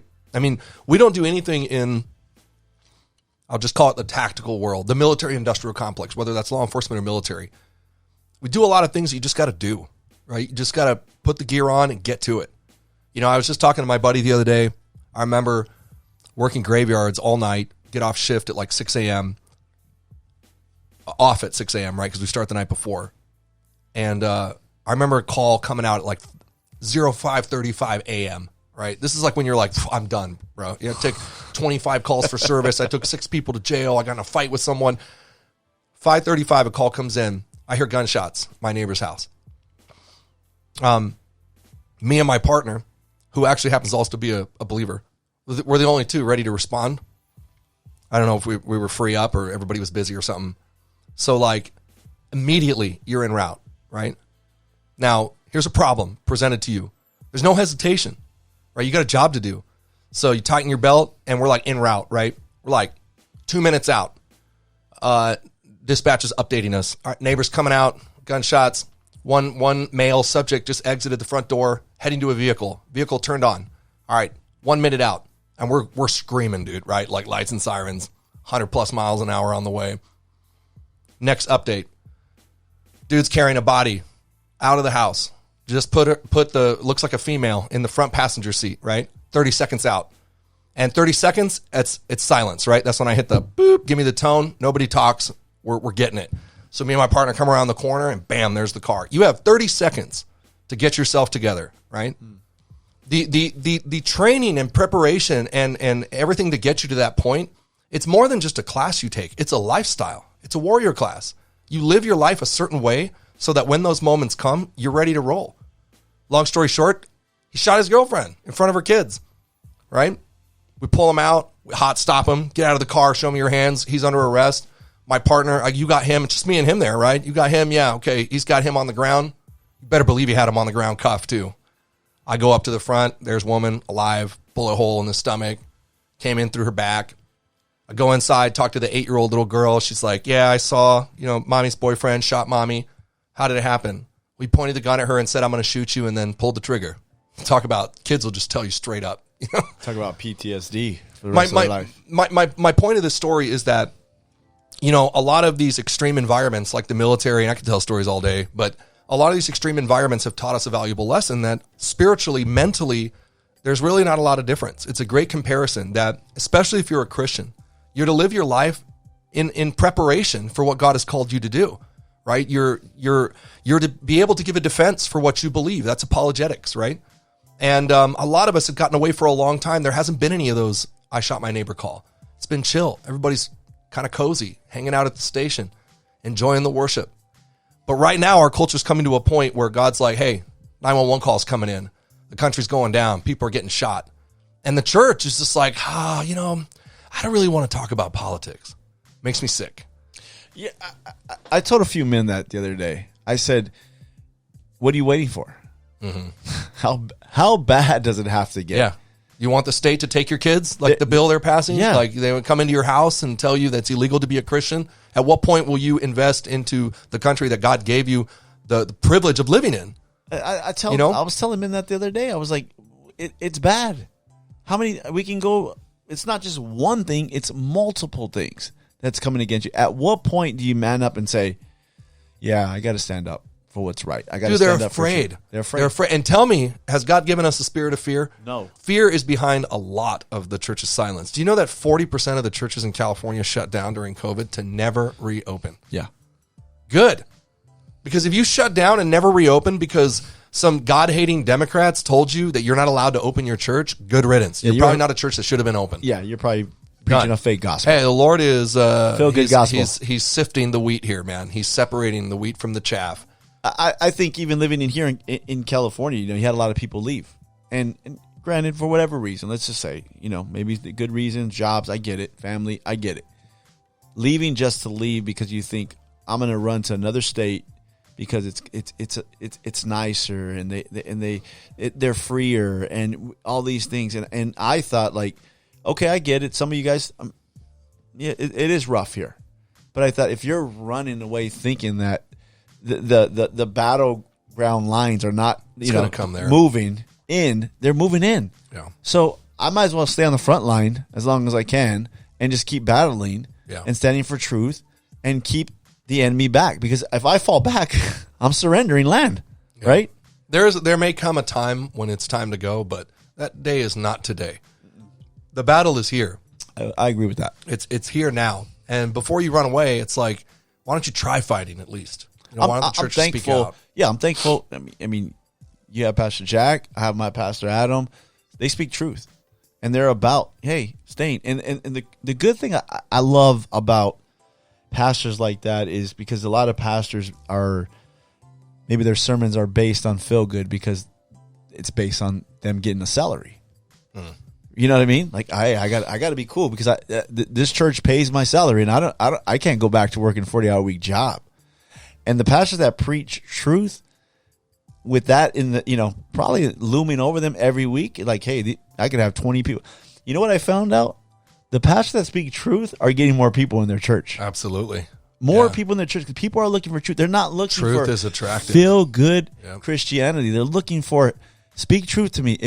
And people know truth more than ever. I mean, I feel like when they go looking for truth, they can recognize real right away.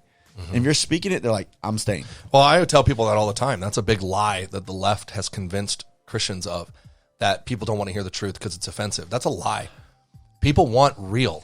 Yeah. They believe me, the world knows it's suffering. They got their own problems, right? You patrol the neighborhood. That's like code in the neighborhood. Real recognize real. I mean, they spot that right away, and they'll dispatch you if you're not real. Yep. They know that. So I think people in these communities are looking for truth. Yeah, constantly. And if the church won't give it to them, who will? That's the problem. That is a major problem. It's a deep lack of discernment. When you see the church, you mentioned the word woke. When you see a woke church, man, adopting the values of the spirit of this world, it's like they're done. They're done. They can't rightly divide the word of God. If you're telling your people that men shouldn't be masculine, that men shouldn't own guns. I'm saying this because this is a real deal I just heard from a church, right? Yeah. You've aligned yourself with the spirit of this world. How do you do that? What communion hath light with darkness? How do you align yourself with what clearly the devil's doing in America? And you as a Christian you're willing, they may be trying to sexually mutilate our children and push them into a sex cult, but you're right, we shouldn't have guns. Like, don't align yourself. Don't have anything to do with them. Yeah. Is the Bible not sufficient for you? Is it always the Bible and? That's a lie. You don't need anything else. The Bible is fully sufficient and practical and applicable to everything that you have. It's the same for yesterday, everything you today, need. and forever. You don't need the Bible plus sociology. I don't need the Bible plus BLM to that. teach me about loving people. It's not true. The Bible taught me that 2,000 years ago. Right. I don't need the world's social psych perspective to understand the truth of life because I have everything I need in the revelation of Jesus and that in the Word of God. That book right there is good for reproach, for correction, for reproof, excuse me. I mean, that's all we need.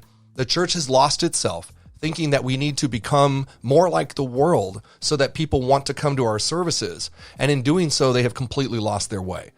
And what better place, for a church to be in the eyes of the enemy than in that lukewarm, like, go ahead. You're not offensive. You're not doing anything. You're not having any cultural impact, and you vote Democrat. So good for you. The world's going to leave you alone. And you mentioned challenges. You're going to see spiritual challenges because whenever you stand up for truth, you're going to be spiritually challenged because you're going up against a stronghold, right? The devil has a big hold on California. That's no secret. Openly, right, embracing satanic ideologies, right? You mentioned the Sisters of Perpetual Garbage. I refuse to call them anything else. After the Dodger Stadium thing, right, this is a group, to be clear for those, everybody knows them, but let's just clarify. This is a group that performs sexually explicit strip routines dressed as biblical characters. They strip on a tranny who's dressed like Jesus on a cross, and Mary comes and performs a strip show on him. It's grotesque. Now, in light of that, our government, the Democrats in Sacramento, invited them to the state capitol to honor them. Based on what? How are you? Let's just on that alone. Yeah, how on are you that alone. a Christian and aligning yourself with the Democrats? They hate you. And Catholics, for that matter. Catholics. Yeah. Even you're seeing even in Canada now. You're seeing Muslims and Christians stand side by side, Right. saying, "Leave our kids alone." Well, in the Valley, they protested together against the school district. How embarrassing is it when you have other religious groups now saying, "Oh, guys, this is too much. This is too far." While the church is like, "We don't want to talk about politics." When Christians and Muslims Bro. come together to fight something, it's bad. It's got to be bad. And let me tell you this from a political perspective, okay? The amount of people that do not vote, that don't show up to have a say in who these people are leading you, who, by the way, these are the people that spend your tax money. It's staggering how few people show up. I know. In my district where I ran for Congress, there's over 1 million people. And it was less than 20% of people that showed up to vote. Like 3% voted in the midterm. And this is like, we had a list. We looked at how many churches were in that district.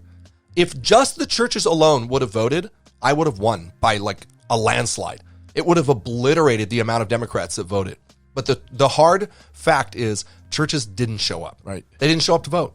They didn't care enough. They didn't love their neighbor enough to show up and vote to stop people who are honoring the Sisters of Perpetual Garbage in Sacramento. And changing all these laws in the schools and Taxing you more and taking your money and Coming against indoctrinating the your church. kids and passing pieces of legislation. They're the same people you vote for who just are going to pass this assembly bill that allows the state to take your child from your home. Yeah. Talk about getting real, bro. That's going to be a shot heard around the world. Right. When the government starts going into people's houses and taking your kids, for the church, it'll be too late. That's going to start a conflict. That's too far. Yeah. And we're not there yet. We're getting there, right? Right. But like now is the time. If just the Christians in the state of California would actually show up and vote, we would radically change the state of California overnight. But they don't. They don't. Because they go to churches where the pastor says politics don't matter. Whether you say it or not, that's what you're implying by never talking about it, right? Right. And by the way, historically, let's just point out, that is completely inaccurate. The church in America was intimately involved in our government, in our country, for hundreds of years. It wasn't until 1953 when they passed the bill, right, the Truman bill or whatever it's called, I forget the name of it, that basically barred churches from endorsing a political candidate because they would take their tax-free status. Roosevelt? No, it's Truman. Truman? Okay. It was 53. The effects of that, the silencing of the church, and then the subsequent indoctrination in schools that said, "Oh, separation of church and state." The Constitution doesn't say that anywhere. That's not what it was for. No. In fact, quite the opposite. Our founders started a company so that they could freely practice Christianity. Everything. Have you ever been to Washington, D.C.? It's amazing. Everywhere you go, on every building, every historical monument, Bible verse, Bible verse, Bible verse. George Washington rode his horse down Pennsylvania Avenue to go to church in the Capitol building. They held church service in the Capitol for over 100 years. Pastors were incredibly involved and trusted by community because government leaders, because they knew that the church was a big part of culture, right? So they wanted pastors to get on board. If they wanted to win, they'd be like, oh, we better get the pastors to talk about us. And you know what the pastor's guide was? The Bible. They would say, here's your guide. I'm teaching the word of God. And if you're teaching the word of God faithfully, people will know what to do in their lives because you should vote your biblical values, right? It wasn't always about the party, though it's become that now as we've divided more. But there was a time when you were to vote your biblical values. That's your guide. And that hasn't changed. So the world came along realizing, hey, it's kind of a problem that Christians are involved in government because we're not winning, right? The communists didn't get anywhere. And most people don't know. There was a communist political party in the United States all the way till 1943, I think. Right. The whatever his title was, the president of the American Communist Party, when he resigned and shut down the party, that was the last time they actually had a presidential candidate. He, in a statement, said, we no longer have to continue in our ideology because the Democrats have fully adopted our platform. Bro, they've been with us for a long time. Oh, yeah. So the world comes along, tells the church, be quiet. You have no place in politics. And the church is like, okay, I guess we'll be quiet. Well, that was what happened with abortion. The Roe versus Wade. We just the militant LGBTQ agenda, now the trans agenda, every aspect. Again, it's like all these things are moral issues. They're God's issues. And the world is like, these are political. So the pastors are, I guess I want to lose my nonprofit status. And I tell people, look, if you think, we've seen it in the last 3 years, if you think the woke mob is going to stop at just this, it doesn't happen. It went from, we want to get married to, we want to transform, we want to take your kids. That's where this whole... And pretty fast. Oh, yeah. It was funny because 10 years ago, they'd be like, oh, you're a crazy conspiracy theorist, Well, the funny thing about that is you have actual politicians that were totally against it 10 years ago. Yeah. And now it's saying a totally different, saying what we're saying now. No, it's because they don't believe in anything. No, they go with power. Their consultants tell them this is what you should say to win the election, and they do it. Right. That's a big problem too. So, I mentioned voting, but you also need people to run for office. That's a big, big responsibility. Yeah, people are scared of running for office, to be honest.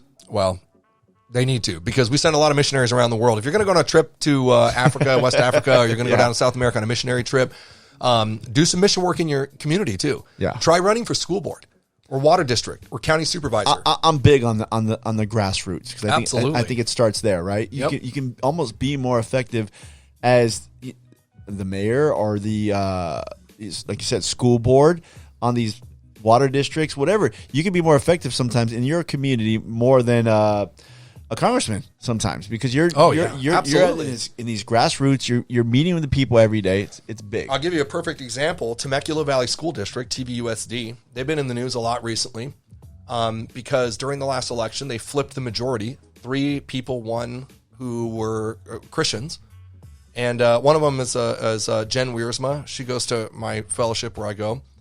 She's a Christian, and they made through on their promises, and they won, and they got rid of CRT because it's garbage, it's racist, and it's straight out of a Marxist playbook.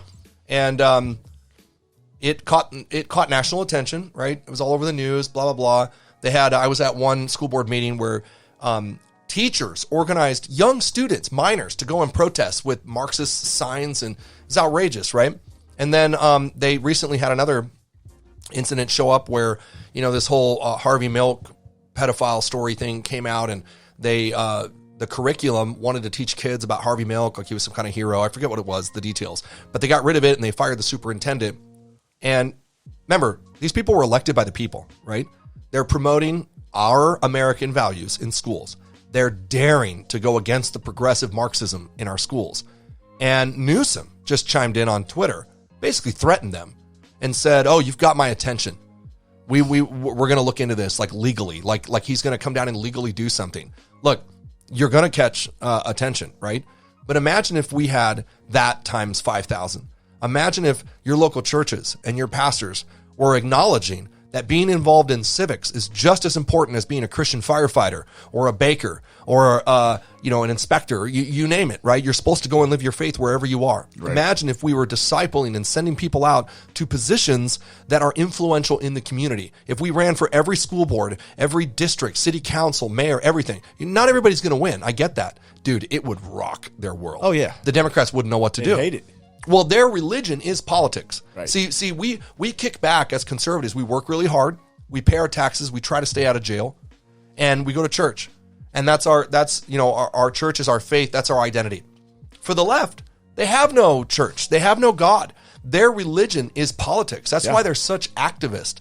They have nothing else other than let's protest and let's march for the trans movement and let's run for office. That is who they worship, government.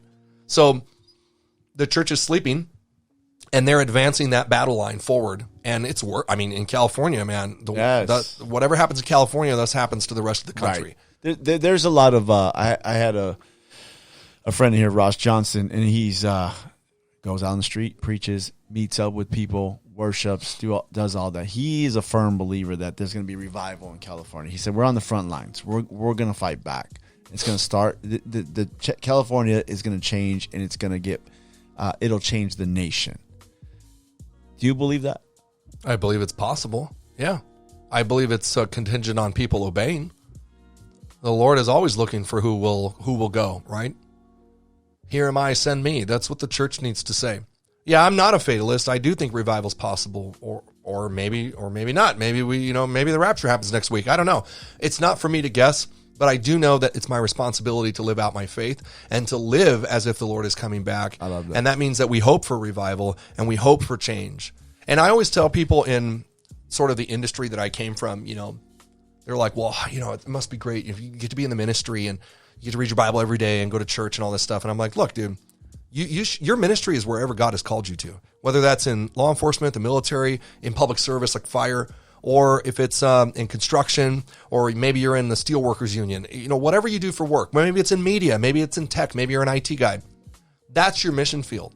And in those places, your greatest example is lived. It's relational evangelism. It's not always that you have to go slap people in the face with your Bible. What you need to do is be the best at your job. Show the world that our biblical values have practical applications. I had a young guy call me one time. He was all upset because he joined the military and it was super rough, right? And he was like, I just think the Lord's calling me to be a worship leader. And I'm like, guess what, bud? You signed a contract to join the army. The Lord called you to join the army because you're to honor what you swore you would do. And right now, it's not being a very good example. You whining and complaining. The best example you can be, and I told him in the military, be the best soldier that you can be. Don't mess up. Show up on time. Keep your uniform straight. Learn the job. Be the best that you can be. Like, no pun intended, right? Same thing for the Marine Corps, the Navy, whatever branch. If you're the best at that job that you can be, what happens is the world goes, what's up with this dude? Exactly. You're working hard. You're successful. You're not complaining. You're living your faith by example. And I guarantee, again, the Lord will give you the opportunity. If you obey and live practically, you don't always have to understand what God's doing. You don't know. I don't know if there's going to be a revival, but I'm certainly called to obey and live my faith in a loud way. So you can extrapolate that into all elements of society. I would say the same for people running for office. They need to run for public office because God gave us a country that's a republic and we choose our leaders, right? When did the church stop telling people that you should run for Congress? What do the woke churches tell them? You have to stop being a Christian when you get elected. So they sure love when they see a Christian in there, right? Exactly, right? Isn't everyone happy when a Christian's elected and they're like, look at that guy, he's a man of God. Oh, he's praying. Yeah, it's like, well, okay, why don't you send more people that way, That's right? what we need. But the thing is, the church has this real bifurcated perspective where it's like, well, I'm a Christian because I go to my Wednesday service and I go to Sunday and I have my Christian coffee and I read my Christian books, and like, you've so separated yourself from the world that how can you be salt? How can you be flavor out there? Right. No, we're called to be in the world, not of the world. But you have to be out there and you have to live your life in a God-honoring way, right? But again, it takes boldness and we really need pastors and churches to encourage people to live that way. I'm telling you right now, if you're listening and you go to a church that you think in any way is woke, you need to leave. Yeah. They're not aligned. They're aligned more with the spirit of this world than the word of God. Right. You're you're going to be that apathetic, you're like the neighbor that turns your neighbors in for being Jews, right? It's like, what are you going to be like? Well, the Bible says to obey the government, so I got to turn my neighbors in. No, you don't. You're just apathetic. You're lukewarm. The Bible says that lukewarm will be spit or vomited out of his mouth. Oof. It's true. You know what I mean? I love it. Got me sweating a little bit. I'm sorry. It got a little hot in here, man. It did get a little hot in here, but it's all good. No. Passion. Truth. That's the way truth is, though. I have, we'll wrap this up, but I have one question for you, a two-part question. You in the military, police officer, people die in those situations. Military, police officers have to use deadly force. That's part of it. What is your reaction to the people like say, how could you be a Christian and use deadly force? I'll let you answer that, then I have one more after that. Yeah, sure. What is your answer to that? So for one, there's a big difference biblically between murder and killing. Those are two different things, right? We know that because we have prescribed killing for certain offenses, right, in the Old Testament. We also have a New Testament reference where Jesus is talking to the centurion who had faith. And Jesus says of the centurion, nobody in Israel has faith greater than this guy. And if you don't know anything about centurions, they were brutal soldiers, man. Those guys are fighters, trained killers. That was their profession, right? So murder, very different. I would ask the person to tell me, is it right, being that your first ministry is to defend your family, right? You go out and you shoot somebody and murder, wrong, obviously. But what if you're sitting in your living room and you have a gun, you have the ability, and a guy comes in, he says, I'm going to rape and murder your wife. Do you let him do it? Or do you use deadly force, right, if it's necessary? So big difference. I have zero problem with that. In fact, there's a lot of military analogy between how the Lord structures his organization. The angels are like a military. It's something I think that God honors. There's a need for it. Now, of course, sin entered the world, right? In perfection, without sin, then we have no death. But we know that the wages of sin are death. And you have an absolute right to self-defense. In fact, there's a whole chapter in the book called self-defense, and we go into this wasn't planned. Christian Judaic. I know. We go into the Christian Judaic perspectives that the founders held on why self-defense was important, and it eventually birthed a very unique Second Amendment. That's what I was asking. Secondly, here, Second Amendment. I'm a big Second Amendment guy. I get people all the time ask me guns and afraid. I get people that became saved that came from the neighborhood, and guns were bad. People died, and then I get the Christian that maybe not, and I always tell them just like we said, I believe in the Second Amendment. It's important for a lot of reasons. To be the bare minimalist, I want to be able to protect my family. But if we walk it all the way up, it protects the First Amendment. Correct? Absolutely. Let's look at the purpose of the Second Amendment, right? The Second Amendment was there explicitly for you to be able to defend yourself against a potential future tyrannical government. It was there for accountability. And that was not a joke. The founders realized that the lack of ability for them to defend themselves against oppression was a major problem. Why? Because they understood the heart of man was desperately wicked. Remember, they said ambition and avarice, the love of money and the love of power. So these guys were genius, man. They built into the concept of the founding that we should hold each other accountable. They weren't saying that they were tyrannical, but they knew enough about human nature to say, you know what? Just in case, we're going to make sure that every citizen has the right to carry equally what the opposing force has. So from a political perspective, it's something that should be viciously defended. The fact that Governor Newsom and the Democrats are attacking gun rights, major red flag. Every tyrannical regime in the history of the world that has gone on to murder millions of people, they start by disarming their people. Disarming and removing religion. Absolutely. So big one on the Second Amendment. It's absolutely necessary. And let me give you a little preview of what we delve into in the book for my listeners. Don't tell me there's a section on the Second Amendment in there. Well, it's the self-defense book, so yeah, it's in there. So, but here's the thought process behind it. The reason the Christian Judaic perspective on self-defense is so adamantly defended is because of our belief in life. Okay, here's the big split. We believe that life is valuable because we believe that we were created, and our Creator is the one who gave us purpose. So there's a purpose giver. So life is sacred to us. We believe it's worth dying for, even. That's how you spread freedom, right? The left has adopted the secular humanist approach, the evolutionist approach that nothing happened before you die, nothing happens after. The only thing that matters is now. Life is severely diminished. That's why they're the ones doing abortion and euthanasia and killing people if they're not useful, because they're just animals, right? It was inevitable. Hitler obviously understood Darwinism. It eventually led him to his extermination policies because his whole thing was humans are just animals, right? So the value of life is seriously degraded in the eyes of the secular humanist. And if the value of life doesn't matter, the only thing that matters is the now, the experiential aspect of a society. It's all about the greater good, right? So in order to accomplish the greater good, you have people like, and nowadays we have the psychopaths at the World Economic Forum, right? Who are like, we're going to reorganize the entire world and form a one world government. But their whole idea is premised off that lack of value in human life, in that individual doesn't matter. That's why the Soviets would send Russian soldiers into battle without guns.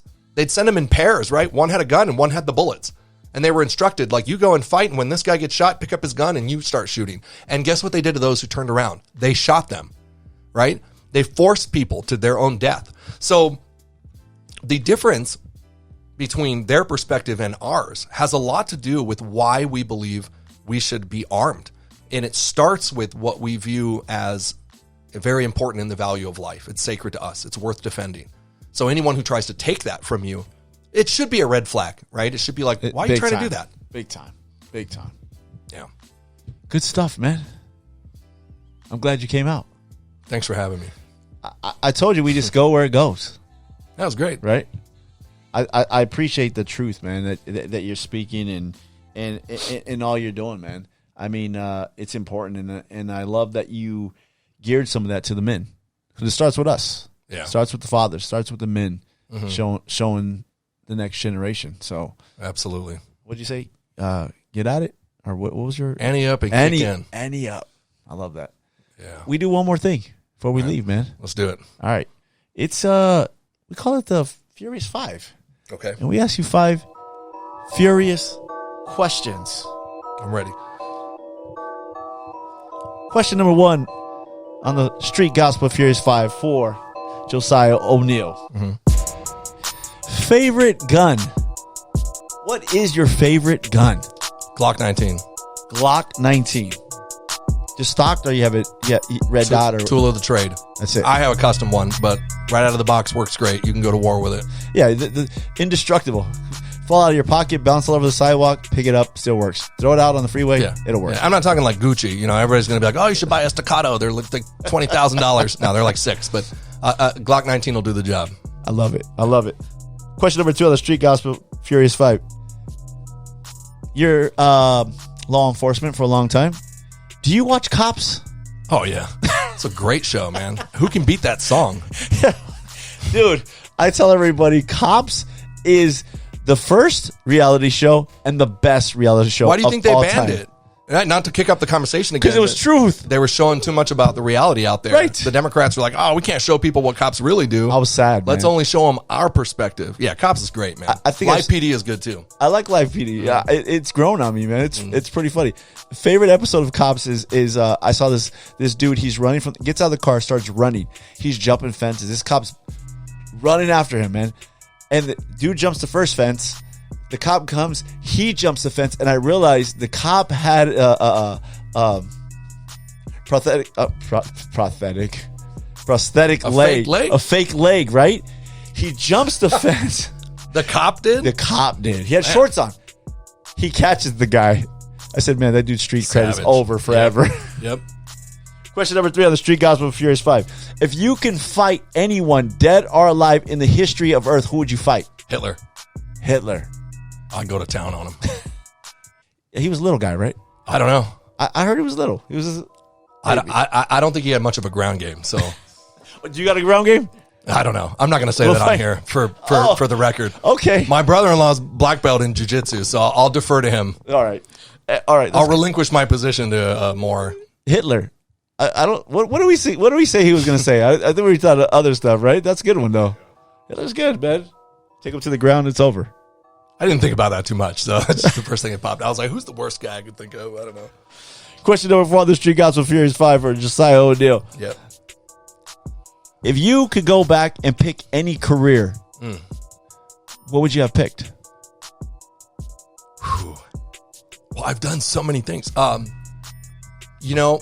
Career. Okay, so we're not talking callings or the ministry. I probably would have stayed in the medical field. I think about that sometimes. Really? I was a medic, right? And we did all kinds of trauma specialty stuff. I might have gone to med school. I think I might have been a doctor. I liked medicine. You liked it? Yeah. That wasn't my calling, man. Man, I don't know if I could do it, man. It's a little too much for me. I might choose exactly what I did because I love what I did. I had a good time. Hey, that's good. I mean, if you live life with no regrets, I think that's the best thing. No regrets. You No seen regrets. that tattoo? The guy that got it.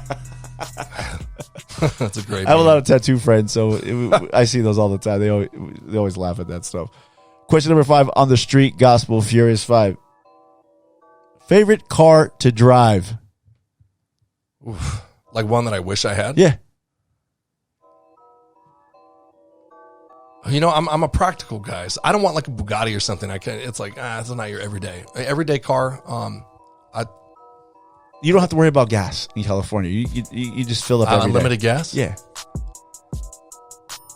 Ooh, I'd like a Range Rover. I think that'd be cool. That'd be sick. Yeah. Only because I worked on a team with the Saudis for a while, and those dudes rolled deep in their Range Rovers, man. The Range Rovers are like Toyota Camrys to those dudes. I know. For real. Right? Yeah. That was like a low-end car for those guys. Yeah. No, I don't know. I drive I don't know. And if I had to drive a car, I think I always thought it'd be cool to have a classic car. I don't have any classic cars, but I think it'd be cool to have a classic car of some sort just to roll around in. Right? Yeah. That's all I got. Right on, man. Hey, man. Anything you want to shout out before we get out of here? Where can they find you? Anything you need to shout out, man? Yeah. We want to... No, just thank you for having me. I really for coming, appreciate man. it. I think more of us need to connect and push it out. I got that book coming out, Defining Truth. Can't wait. It's going to print. It should be awesome. We're going to make it digital too, so people can download it. Awesome. And I'm hoping to do an audio where I read it, because a lot of people listen to audio. Oh. DefiningTruth.com is our website.